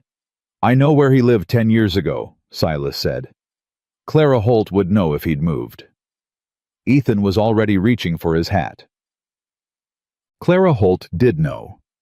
Clara Holt knew where everyone in Willow Bend had lived, and was likely to live in future, and she delivered this information about Vickers with the brisk efficiency of a woman who'd been waiting for someone to ask her something useful.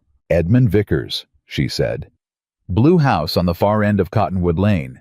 He's lived there since '81. His wife passes every Thursday to visit her sister in Millhaven, which means on Thursdays, Edmund tends to spend the afternoon at the hotel bar and comes home after dark. She looked at Ethan with eyes that were sharper than her conversational tone suggested. I don't know why you're asking, and I don't want to know. But whatever you're doing Thursday is the day to do it. Ethan looked at her. How long have you known about Vickers and Pike? He said. Clara Holt smoothed her apron. Long enough, she said. Some of us have been waiting a long time for someone to make it worth knowing. He rode back to the ranch. Thursday was 2 days away, and in those 2 days, the ranch operated with a surface calm that required active effort from all three of them. Silas took over the morning cattle check so Ethan could stay close to the house. Sarah cooked and gardened and wrote a careful, detailed letter to Pratt that documented everything Thomas's arrival. The dinner with Pike, the information about Vickers, the timeline, and sent it with the Thursday Morning Post before the sun was fully up. On Wednesday evening, they sat at the kitchen table after dinner and talked through what Thursday needed to look like. We're not taking anything, Sarah said, because that had to be said first and clearly. We're looking. We confirm the document exists. We confirm the date it was filed, and we give that information to Pratt so he knows exactly what to request and how to request it. If Vickers comes back early, Ethan said. Then we were visiting, Sarah said. I'll knock at the front door first. If anyone answers, I'm a woman who's lost her way on Cottonwood Lane and needs directions. And if no one answers, Ethan said. Sarah looked at the table. The back window of a house where a man keeps 20 years of his own secrets is unlikely to be well secured, she said. Because a man who wants to hide something doesn't advertise that there's something worth finding by putting a lock on it. Ethan looked at her. You've thought about this carefully, he said. I've been thinking about little else for 2 days, she said. Silas, who was drinking his evening coffee at the end of the table, said, I'll come. Dad. I rode to Millhaven 3 weeks ago, Silas said. I can ride to Cottonwood Lane. He set down his cup.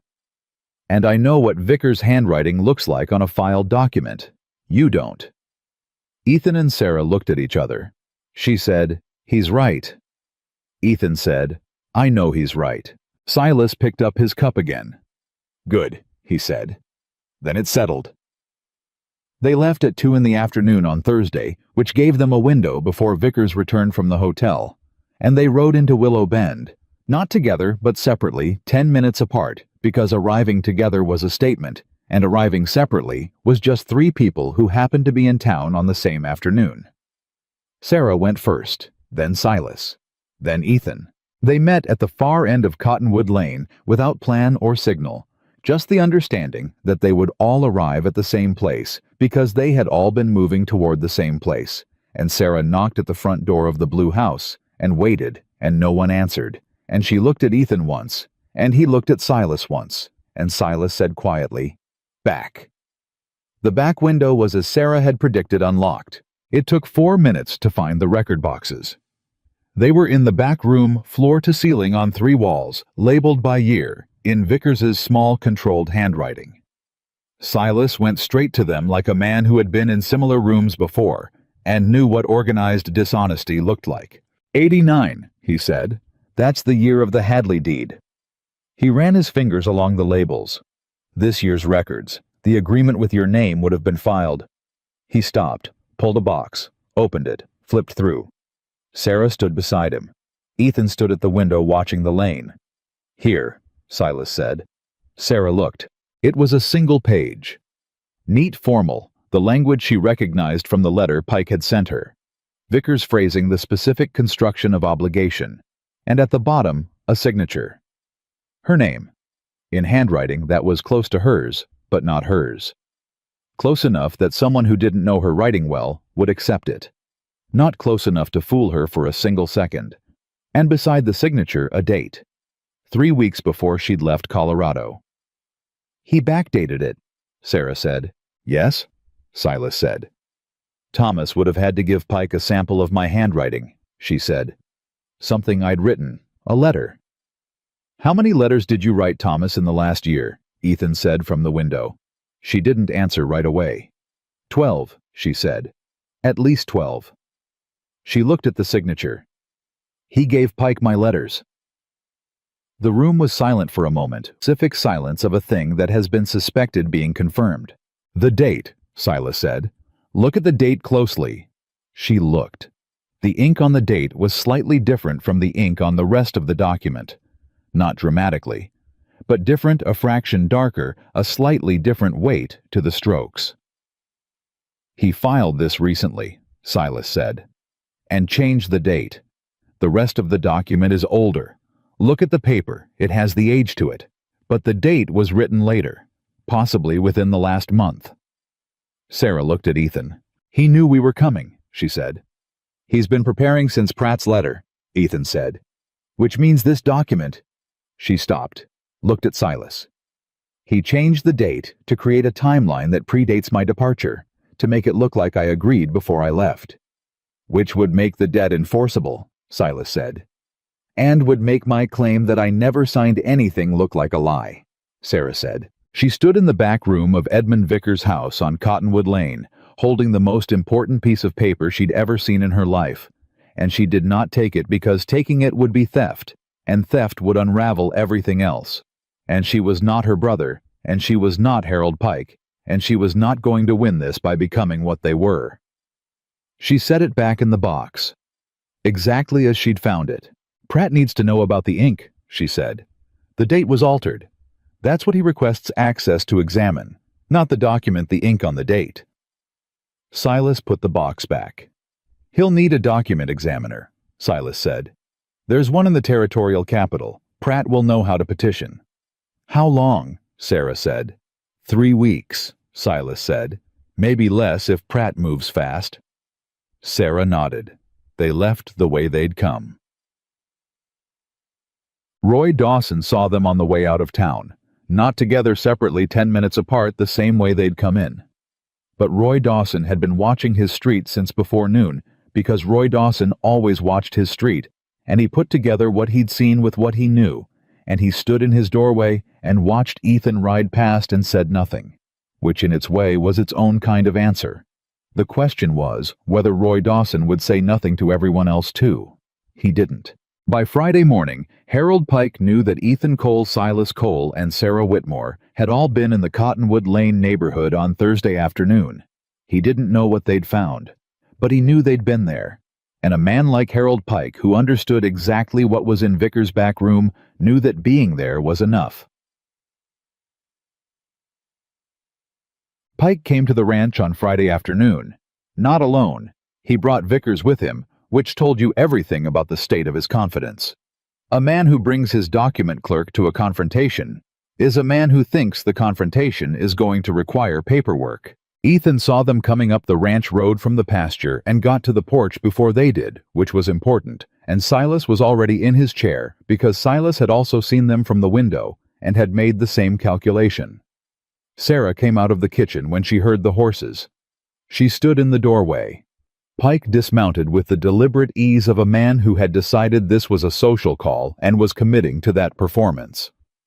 He touched his watch chain. "Mr. Cole," he said to Ethan. "I hope I'm not interrupting." "You are," Ethan said. "What do you want, Pike?" The pleasantness in Pike's face adjusted slightly. "I'd like a word with Miss Whitmore," he said. "In the interest of resolving this situation before it gets more complicated than it needs to be." "Anything you say to me," Sarah said from the doorway. "You can say in front of everyone standing on this porch." Pike looked at her, then at Ethan, then at Silas, who was looking at him with the calm, unhurried attention of a man who had already formed every opinion he was ever going to form about Harold Pike, and was simply waiting to see what he'd do next. "Miss Whitmore," Pike said, "I want to be direct with you. I know you've retained counsel. I know you've been making inquiries. I understand you feel wronged by the circumstances of your arrival in Willow Bend." He paused, touched the watch chain. "But the document stands. Your signature is on a legal agreement. Your brother is prepared to testify to the circumstances of its signing, and continuing to pursue this through legal channels will cost you more than the original debt in time and reputation in—" "Mr. Pike," Sarah said. He stopped. "The date on that document," she said, "was written with different ink than the rest of it." The porch went very still. Vickers, who had been standing one step behind Pike with a leather satchel under his arm and the expression of a man who desperately wanted to be somewhere else, went slightly pale. Pike's hand stilled on his watch chain. "I don't know what you—" he started. "A document examiner from the territorial capital," Sarah said, "can distinguish between ink written in different periods within the same document. It is a standard evidentiary process. Gideon Pratt has already filed the petition." She looked at Pike with the steady, clear eyes of a woman who had stopped being frightened of him approximately the moment she'd seen that date. "Whatever that document says, and whatever my brother is prepared to testify to the date on it, was not written at the same time as the rest of it. And when the examiner confirms that everything else unravels, including Thomas's testimony, including your debt claim, including your standing in this county as a man whose word means something," she let that sit. Pike looked at her for a long moment, and something happened in his face that was more informative than anything he'd said. The professional pleasantness didn't break. Men like Pike don't break. But it settled, hardened. The look of a man recalculating odds he'd thought were in his favor and finding they weren't what he'd believed. "That's a serious allegation," he said. His voice was even. "Yes," she said. "It is. You'd need to prove—" "I know what I'd need to prove," she said. "And I know what Gideon Pratt knows, and I know what Silas Cole knows, and I know what a 30-year record of your document practices looks like when it's laid out in front of a territorial judge who doesn't owe you anything." She paused. "The question is whether you want to find that out in a courthouse." Pike looked at Vickers. Vickers looked at the ground. That look, the half-second exchange between Pike and his clerk, the way Vickers' eyes dropped, told Sarah everything she needed to know about whether Vickers would hold, and from the very slight change in Sarah's expression, she'd read it too. "This isn't over," Pike said. But the words had a different weight than they would have had an hour ago, not a threat. More like a man saying something because not saying it felt like losing. "No," Ethan said from his position beside the porch post, speaking for the first time since Pike had dismounted. His voice was quiet. It was always quiet. But it had a quality in it that made Pike look at him. "It's not over. But I want you to understand something very clearly, Pike." He stepped down one porch step. "You rode out to my ranch, to my father's land, to talk to a woman who works here and lives here under my roof and my father's roof. And you brought a man with a satchel full of papers." He looked at Pike steadily. "Don't do that again." It wasn't a long speech. It wasn't dramatic. It was just precise. The way a fence line is precise. This is where it is. Don't cross it. Pike looked at him for a moment. Then he mounted his horse. Vickers mounted faster with considerably less dignity. They rode out. Silas watched them go. Then he said to no one in particular, "He'll go to Thomas tonight." "I know," Sarah said. "Sarah, Thomas is going to have to decide," Silas said, "whether he's willing to be the man holding the bag when that document gets examined. Because Pike will find a way to make it Thomas's doing entirely. That's what men like Pike do when the math changes." Sarah came down the porch steps and stood in the yard watching the road where Pike and Vickers had gone. Her hands were at her sides. Her chin was level. She looked like a woman who had just done something very hard and was allowing herself exactly the amount of time she'd earned to feel it. "Thomas knows what he did," she said quietly. "Yes," Silas said. "The question is whether he's more afraid of Pike or more afraid of a territorial court. Or," Ethan said, "more afraid of being the kind of man who let his sister go down for something he caused." Sarah looked at him. He wasn't looking at her. He was looking at the road. His jaw was set, and his hands were still, and he had the face of a man who had just said something he meant more than he'd intended to show. "Do you think he has that in him?" she said. Ethan was quiet for a moment. "I don't know your brother," he said. "But I know that the man who stood at the bottom of those porch steps and said, 'I didn't think you'd find out,' that man knew the difference between right and wrong when he said it.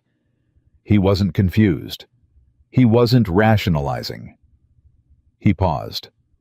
"Men who know the difference choose wrong can choose right. It's harder, but it's available to them." The yard was quiet. A cattle dog that had been sleeping under the porch got up and stretched and wandered toward the barn. "I want to send him a letter," Sarah said. "Thomas, tonight." "Saying what?" Ethan said. "That the document examiner petition has been filed. That it will proceed regardless of what he does.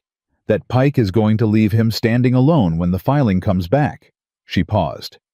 "And that if he wants to tell the truth before the court requires it from him, the time to do that is now." "You're giving him an exit," Ethan said. "I'm giving him the choice I never got," she said. "To make a decision before the consequences remove the option." She turned toward the house. "It's more than he gave me." Ethan looked at his father. Silas was watching Sarah walk back toward the house with an expression on his face that Ethan had seen before, though not in 6 years, not since before his mother died. The expression his father used to have when he was watching something he recognized as important. Something he wanted to remember. "She'll be all right," Silas said quietly, not to Ethan specifically, more like a thing he was saying aloud to confirm it to himself. "She will," Ethan said. "So will we," Silas said. He got up from his chair, moved with the slow steadiness of a man who was remembering how to move through the world with intention, and went inside. Ethan stood in the yard a moment longer. The summer evening was coming on that particular gold hour, when the heat starts to ease and the shadows go long, and everything that was loud in the day becomes quiet and specific. He could smell the kitchen garden. He could hear from inside the sound of Sarah at the writing desk, the scratch of pen on paper, steady and deliberate, writing a letter to her brother that she'd thought through for 3 weeks without knowing she was thinking through it. He stood there and let himself feel what he'd been managing not to feel. Clearly, for the last several weeks, the thing that had started on the bench outside Dawson's feed when she hadn't cried, that had grown in the kitchen with the rosemary stew, that had sat quietly beside him on every ride to Millhaven and back, that had been in the room when she'd faced Thomas, and when she'd faced Pike, and when she'd said, "I have somewhere to stand." He stood there and let himself know what it was. Then he went inside. There was venison left, and it was his turn to put it on. And the letter to Thomas needed to be finished before dark, because some things once started, you don't let sit until morning. The house was lit and warm, and the smell of supper was already building, and somewhere in the back of his chest, in a place he hadn't opened in a long time, something was turning back on. Slow, careful. The way a man tests a door he thought was locked and finds with some surprise that the latch has been loose for longer than he knew. He didn't say anything about it, but his father, coming out of the parlor with a book under his arm, looked at his face and smiled briefly quietly, the first real smile Ethan had seen on him in 6 years, and went back to his chair. And that was enough. For now, that was more than enough. Thomas Whitmore's reply came on a Tuesday. Sarah was at the kitchen table when Ethan brought it in from the post, and she knew what it was before he set it down, because she'd been calculating the days since she'd sent her letter, and this was exactly the number of days a man in Thomas's position would take long enough to think.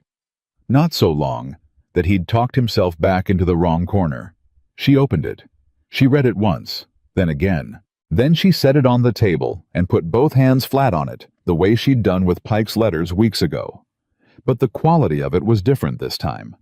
Not holding something down, more like steadying herself against something she hadn't been entirely sure would come. Ethan waited. "He's going to tell the truth," she said. The kitchen was quiet. "He wrote to Pratt already," she said. "He sent a sworn statement yesterday." She looked up. He described the full arrangement, the money Pike paid him, the letters he gave Pike for the handwriting sample, the fact that he signed my name himself because Pike told him a witnessed signature from a family member would hold the same legal weight as the principal's. She stopped. Pike told him that. He made Thomas believe it was legal. It wasn't, Ethan said. No, she said. But Thomas, she paused.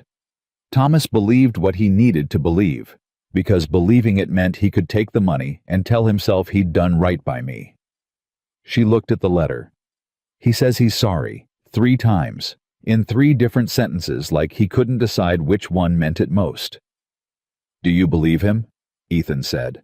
She thought about it honestly, the way she thought about everything, not quickly, not with feeling running ahead of fact. I believe he's sorry he got caught, she said. And I believe somewhere underneath that he's also sorry for what he did. Those 2 things exist in the same person. They don't cancel each other out. She folded the letter. I'm not going to forgive him today, but I'm not going to need to hate him forever either. She looked at Ethan. Pratt needs to know I have this. I'll ride to Millhaven this afternoon, Ethan said. We both will, she said. He looked at her. I want to be in that room, she said. When Pratt reads it, I want to hear what it means from him directly. She stood up. And I want Thomas to know through whatever channel it reaches him that I was present, that I was not managed at a distance, that I was there. All right, Ethan said. After the noon meal. She nodded and went back to the stove, and Ethan watched her move through the kitchen with the particular efficiency that had become over these weeks as familiar to him as the sound of the ranch in the morning, and thought about a woman who had arrived with a carpet bag and 1 letter of introduction and no ground to stand on, and was now standing on ground she'd built herself board by board, meal by meal, document by document, 1 honest day at a time. He thought about that all the way to Millhaven. Gideon Pratt read Thomas's sworn statement with the focused silence of a man for whom reading was a form of action. When he finished, he set it down beside the copy he'd already received directly from Thomas and looked at them together for a moment. They match, he said. Word for word, he sent identical statements. He looked at Sarah. That matters. A man who sends the same statement to his sister and to her lawyer isn't performing remorse for an audience. He's committing to aversion. Can you use it? Sarah said. Yes, Pratt said. Combined with the document examiner's report on the ink, which I expect within the week, and the Hadley precedent establishing Vickers' pattern, this statement is the piece that makes everything else coherent. He leaned back. Here's what I want you to understand about where we are. Pike cannot enforce the debt. He couldn't before, and he certainly can't now. The forged signature, the altered date, the payment to Thomas, any one of those, is a serious problem for him. Together, they constitute fraud against a person which in this territory carries consequences that go well beyond losing a civil case. Meaning what? Ethan said. Meaning the territorial prosecutor is going to be very interested in this file, Pratt said. I've already sent a preliminary summary to his office. I expect to hear back before the end of the month. He looked at Sarah. This stops being a case about whether you owe Harold Pike money. This becomes a case about what Harold Pike did. The shift in the room was subtle and total, like a door that has been closed for a long time, opening outward instead of in. He'll fight it, Sarah said. He'll try, Pratt said. He has resources and relationships and 30 years of knowing where the soft spots are in this county's legal structure. But he doesn't have the document anymore. The document is compromised. And Vickers... He paused. Vickers sent me a letter this morning. Both Sarah and Ethan went still. Edmund Vickers, Pratt said, has retained his own counsel in Millhaven, and his counsel has informed me that Vickers is prepared to provide a full accounting of every document he filed for Harold Pike going back 15 years in exchange for prosecutorial consideration of his own cooperation. He looked at them over his spectacles. Vickers has been keeping those duplicate records for exactly this reason. He always knew Pike would eventually do something that required a sacrifice, and he always intended for that sacrifice not to be him. Sarah sat back in her chair. It's over, she said. Not triumphantly, more like a woman testing the weight of words she hadn't been sure she'd get to say. The civil matter, yes, Pratt said. The criminal matter is just beginning. But that's not your fight to carry, that's the prosecutor's. Your part in this is to give a statement, which I'll take today if you're willing, and then to let the machinery do what it exists to do." He looked at her steadily. "You held this together, Miss Whitmore, through 6 weeks of pressure from a man with considerably more resources than you. You did not break, you did not run, and you did not compromise the integrity of the legal process." He paused. "That is not nothing." "No," she said. "It isn't." She gave the statement. It took 40 minutes. She spoke precisely and without embellishment, the way she did everything. And Pratt wrote it all down in his small, controlled script. And when it was done, he read it back to her, and she confirmed every word and signed her own name at the bottom, her own name in her own handwriting, and set down the pen. "What happens to Thomas?" she said. Pratt looked at the statement. "He came forward voluntarily before legal compulsion. That matters. He'll likely face civil liability for his role in the arrangement. He received money, he facilitated fraud, but the voluntary disclosure changes the criminal calculus significantly." He paused. "He's not walking away clean, but he's walking away." Sarah nodded. She'd already known that was the answer. She'd made her peace with it on the ride here, watching the summer hills go past. They rode back in the late afternoon. The examiner's report arrived on Friday. Pratt sent a copy to the ranch by messenger, a young man from Millhaven, who handed the sealed envelope to Ethan at the gate, and turned around and left at a pace that suggested Pratt had impressed upon him the importance of speed. The report confirmed it. 2 distinct ink compositions in the date notation.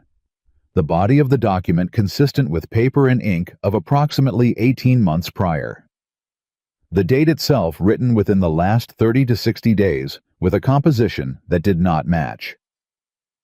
1 paragraph. Clean. Precise. Damning. Ethan brought it to the kitchen table and set it down in front of Sarah and Silas, and all 3 of them read it without speaking. Then Silas said, "That's it then." "That's it," Sarah said. Silas put the report down and looked at the table for a moment with the expression of a man experiencing something that had been a long time coming and was larger than he'd prepared for. "Gideon and I fought Pike on the Hadley matter for 8 months, he said. "We won that one, but it was smaller. He lost the land. He didn't lose his standing." He paused. "This is different." "He's going to lose everything," Sarah said.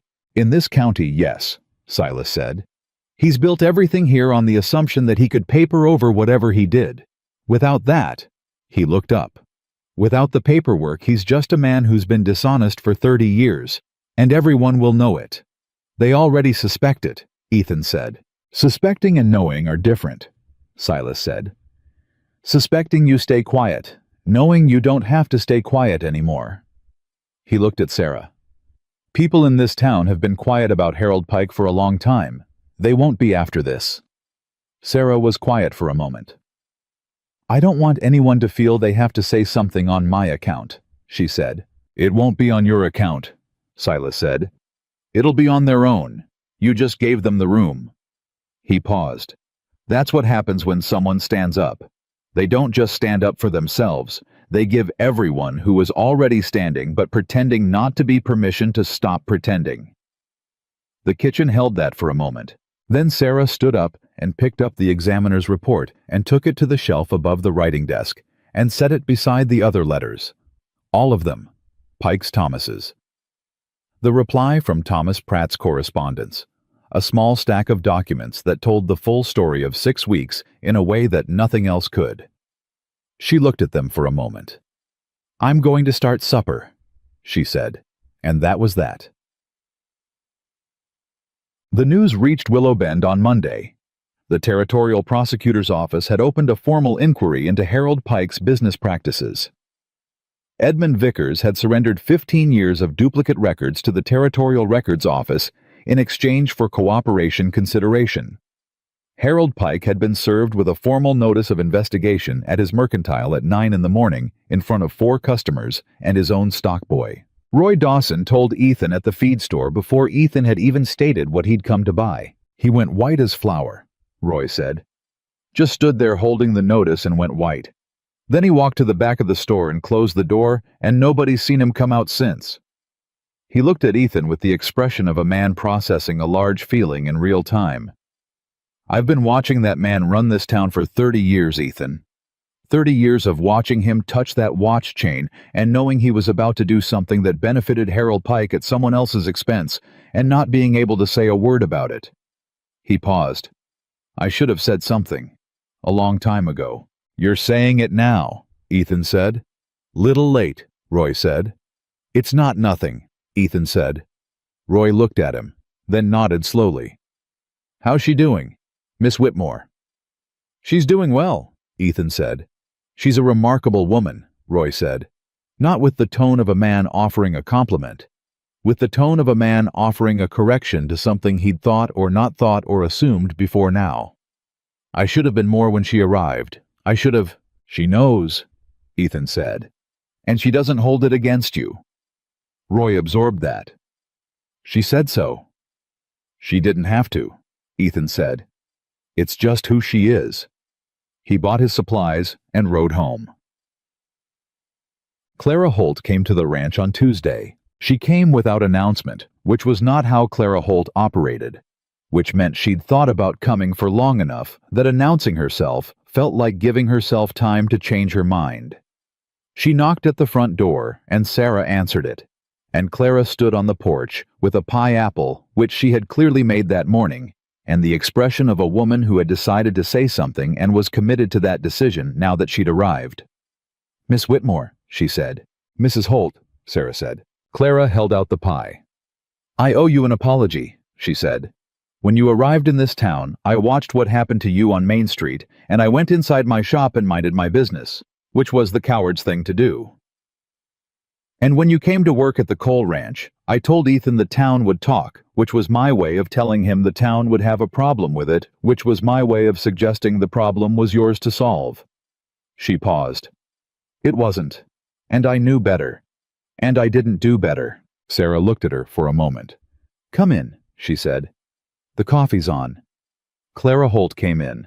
They sat at the kitchen table, Clara and Sarah and Silas, who appeared from the parlor because he'd heard Clara's voice and knew Clara Holt had been friends with Margaret and had stayed away since the funeral, out of a grief of her own that had never found a way back in. And they drank coffee and ate pie, and Clara and Silas talked haltingly at first, and then less so about Margaret, and about the kitchen garden, and about 6 years of distance that nobody had known how to cross. Ethan came in from the barn at some point and found all three of them at his kitchen table and stood in the doorway for a moment. His father was talking, genuinely talking, not the careful 4-minute exchanges of the last several weeks, but the full-flowing, present tense talking of a man who was back in the world. He was telling Clara something about a cattle decision he'd made in spring that he still wasn't sure about, and Clara was arguing with him about it in the specific way old friends argue, which is to say, fully and without malice, and Sarah was eating her pie and listening with the attentive half-smile of someone who is watching something she'd been hoping for without knowing she was hoping. Ethan went to get himself a cup of coffee. "Sit down, Ethan," his father said. "Clara thinks I made a mistake on the spring rotation, and she's going to explain it to me until I agree with her." "He did make a mistake," Clara said. "I'm just being polite about how many times I say so." Ethan sat down, and the kitchen held all four of them in something that had a name. Now, something that had been building for 6 weeks out of hard work and honest reckoning, and one woman who had arrived with nowhere to go and had decided without anyone's permission that she was going to build somewhere anyway. It was 2 weeks after that when everything in Willow Bend changed at once. The territorial prosecutor filed formal charges against Harold Pike on a Wednesday fraud, falsification of legal documents, contract manipulation. Vickers pled cooperation, and his testimony alone was sufficient to make the charges stick before anything else was entered. Pike's brother-in-law, the circuit judge, recused himself under pressure from the territorial bench. A replacement judge was appointed from the capital. Pike's mercantile closed on Thursday. Not permanently, not yet, but he shuttered it himself and went home and didn't come out, and the town, which had been holding its breath for 2 weeks, let it out all at once. By Friday, 3 other families had contacted Pratt about arrangements they'd entered with Pike over the years that had never quite felt right. The Hadley family sent a letter. a widow named Frances Alcott, who had sold Pike a parcel of land 7 years ago under circumstances she'd never been able to explain to her own satisfaction, sent another. The machinery Pratt had described was doing what it existed to do, and Sarah Whitmore was in her kitchen making bread. Ethan came in at noon and watched her for a moment from the doorway, flour on her hands, sleeves rolled, moving through the kitchen she'd taken from barely functionally alive with the same quiet efficiency that had characterized everything she'd done since the moment she'd picked up her carpet bag from the dust of Main Street and decided not to go back. "Pratt sent a message," he said. She looked up. "The civil case is closed," he said. "Formally. The debt claim is dismissed with prejudice. Pike cannot refile." He paused. "It's done." She looked at him. She didn't celebrate. She didn't cry. She stood with flour on her hands and bread dough in the bowl and looked at him with the expression of a woman who has been holding something up for a very long time and has just been told she can set it down and is taking a moment to let her arms remember what it feels like not to carry it. "Done," she said. "Done," he said. She turned back to the dough. He sat down at the table.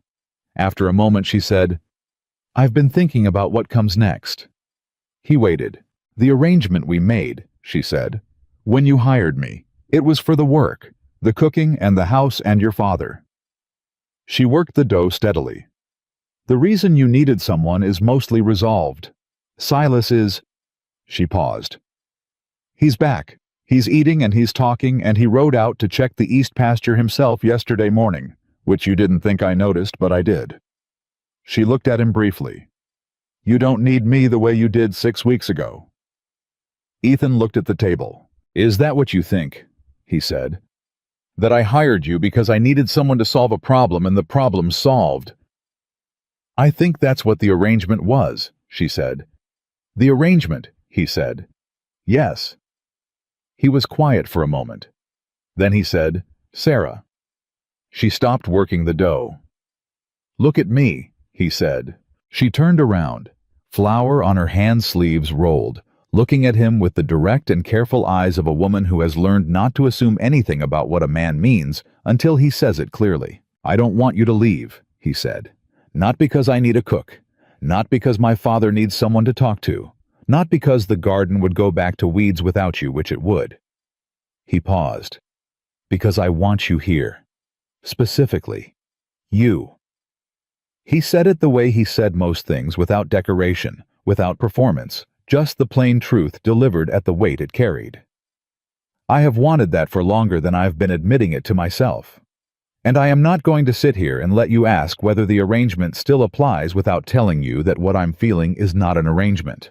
The kitchen was very quiet. Sarah looked at him for a long moment. "You are not an easy man to read," she said. "I know," he said. "I'm sorry for that. I'm sorry." "Don't be," she said. "I've been not easy either." She looked at her hands, then back at him. "I came here with nothing. I built something here. For the first time in my life, I built something that was mine, not assigned to me, not arranged for me, not decided on my behalf by someone who thought they knew better."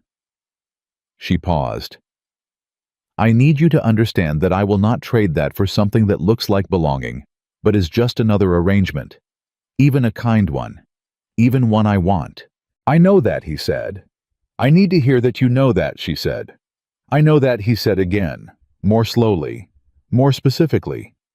"What you built here is yours. That doesn't change. It doesn't become mine because I have feelings about it. You stay because you choose to stay. You leave if you choose to leave. Whatever else this is, whatever we call it or don't call it, that part doesn't move." She looked at him for a long time. "All right," she said. "All right," he said. She turned back to the bread. He sat at the table, and neither of them said anything else for a while, and the kitchen was warm, and the bread dough was coming together in the bowl. And from the porch came the sound of Silas Cole's voice and Clara Holt's voice, arguing cheerfully about something that had nothing to do with grief or loss or 6 years of silence. And outside the kitchen window the summer was finishing itself out in gold and heat, and the rosemary in the garden was still standing the way it always did, the way it always would. Silas came in that evening and found them both at the table after supper. Ethan with the week's accounts, Sarah with a letter she was writing and something between them in the air that had not been there this morning but was there now, a thing without a name yet, but with a weight and a warmth that he recognized. The way you recognize a season changing, not by any single sign, but by everything at once. He poured himself a coffee and sat down. He looked at his accounts. He looked at her letter. He said nothing. After a moment, Ethan said, "Clara coming back Thursday." "She is," Silas said. "We have more to argue about." Sarah looked up from her letter and almost smiled. "I'm glad," she said. "So am I," Silas said. He held his coffee cup. "Margaret would have liked this," he said. Not for the first time, but this time it was different, not the aching kind of remembering, not the kind that has no place to go, the kind that has landed somewhere. She always said this house was too quiet, said I was too quiet, said we needed people who talked back. He looked at Sarah when he said that last part. She set down her pen. "I hope that's a compliment," she said. "It is," he said. From her talking back was the highest form of respect. He drank his coffee. "She would have told you that first day, when you walked in here and said there's venison and I'm making stew." He looked at his cup. "She would have said that one's staying." The kitchen held that. Sarah looked at the table. Ethan looked at his father. Silas finished his coffee and got up and took the cup to the basin and washed it the way he'd started doing again, deliberately, completely. No longer the gesture of a man going through motions, but a man returning to the shape of his own life, and set it on the shelf and went down the hall to bed. The house settled around his footsteps. Sarah looked at Ethan. Ethan looked at her. "He's right, you know," Ethan said. "About which part?" she said. "All of it," he said. She looked at him for a long moment, with the quiet, clear eyes of a woman who has stopped waiting for the floor to fall out from under her and has started cautiously to believe in what she's standing on. "I know," she said. She picked up her pen and finished her letter.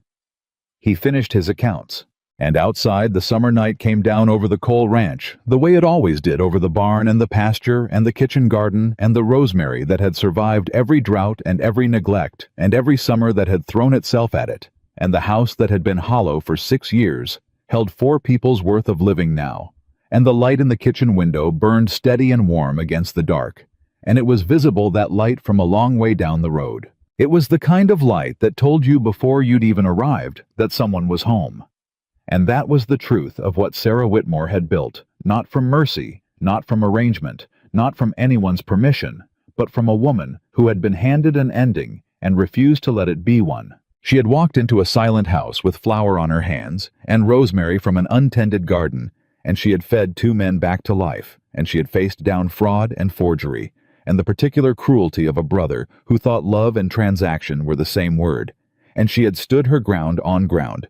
She'd built herself, and she had not once, let anyone make her feel that being unwanted was the same as being worth nothing. Because it wasn't. It never had been. And in the end the house knew it, and the man across the table knew it, and the old man down the hall, who had come back from the far country of his grief, knew it. And the rosemary in the corner of the garden knew it in the wordless, enduring way that living things know the truth of what keeps them standing. Sarah Whitmore had come to Willow Bend with nowhere left to go, and she had made it home.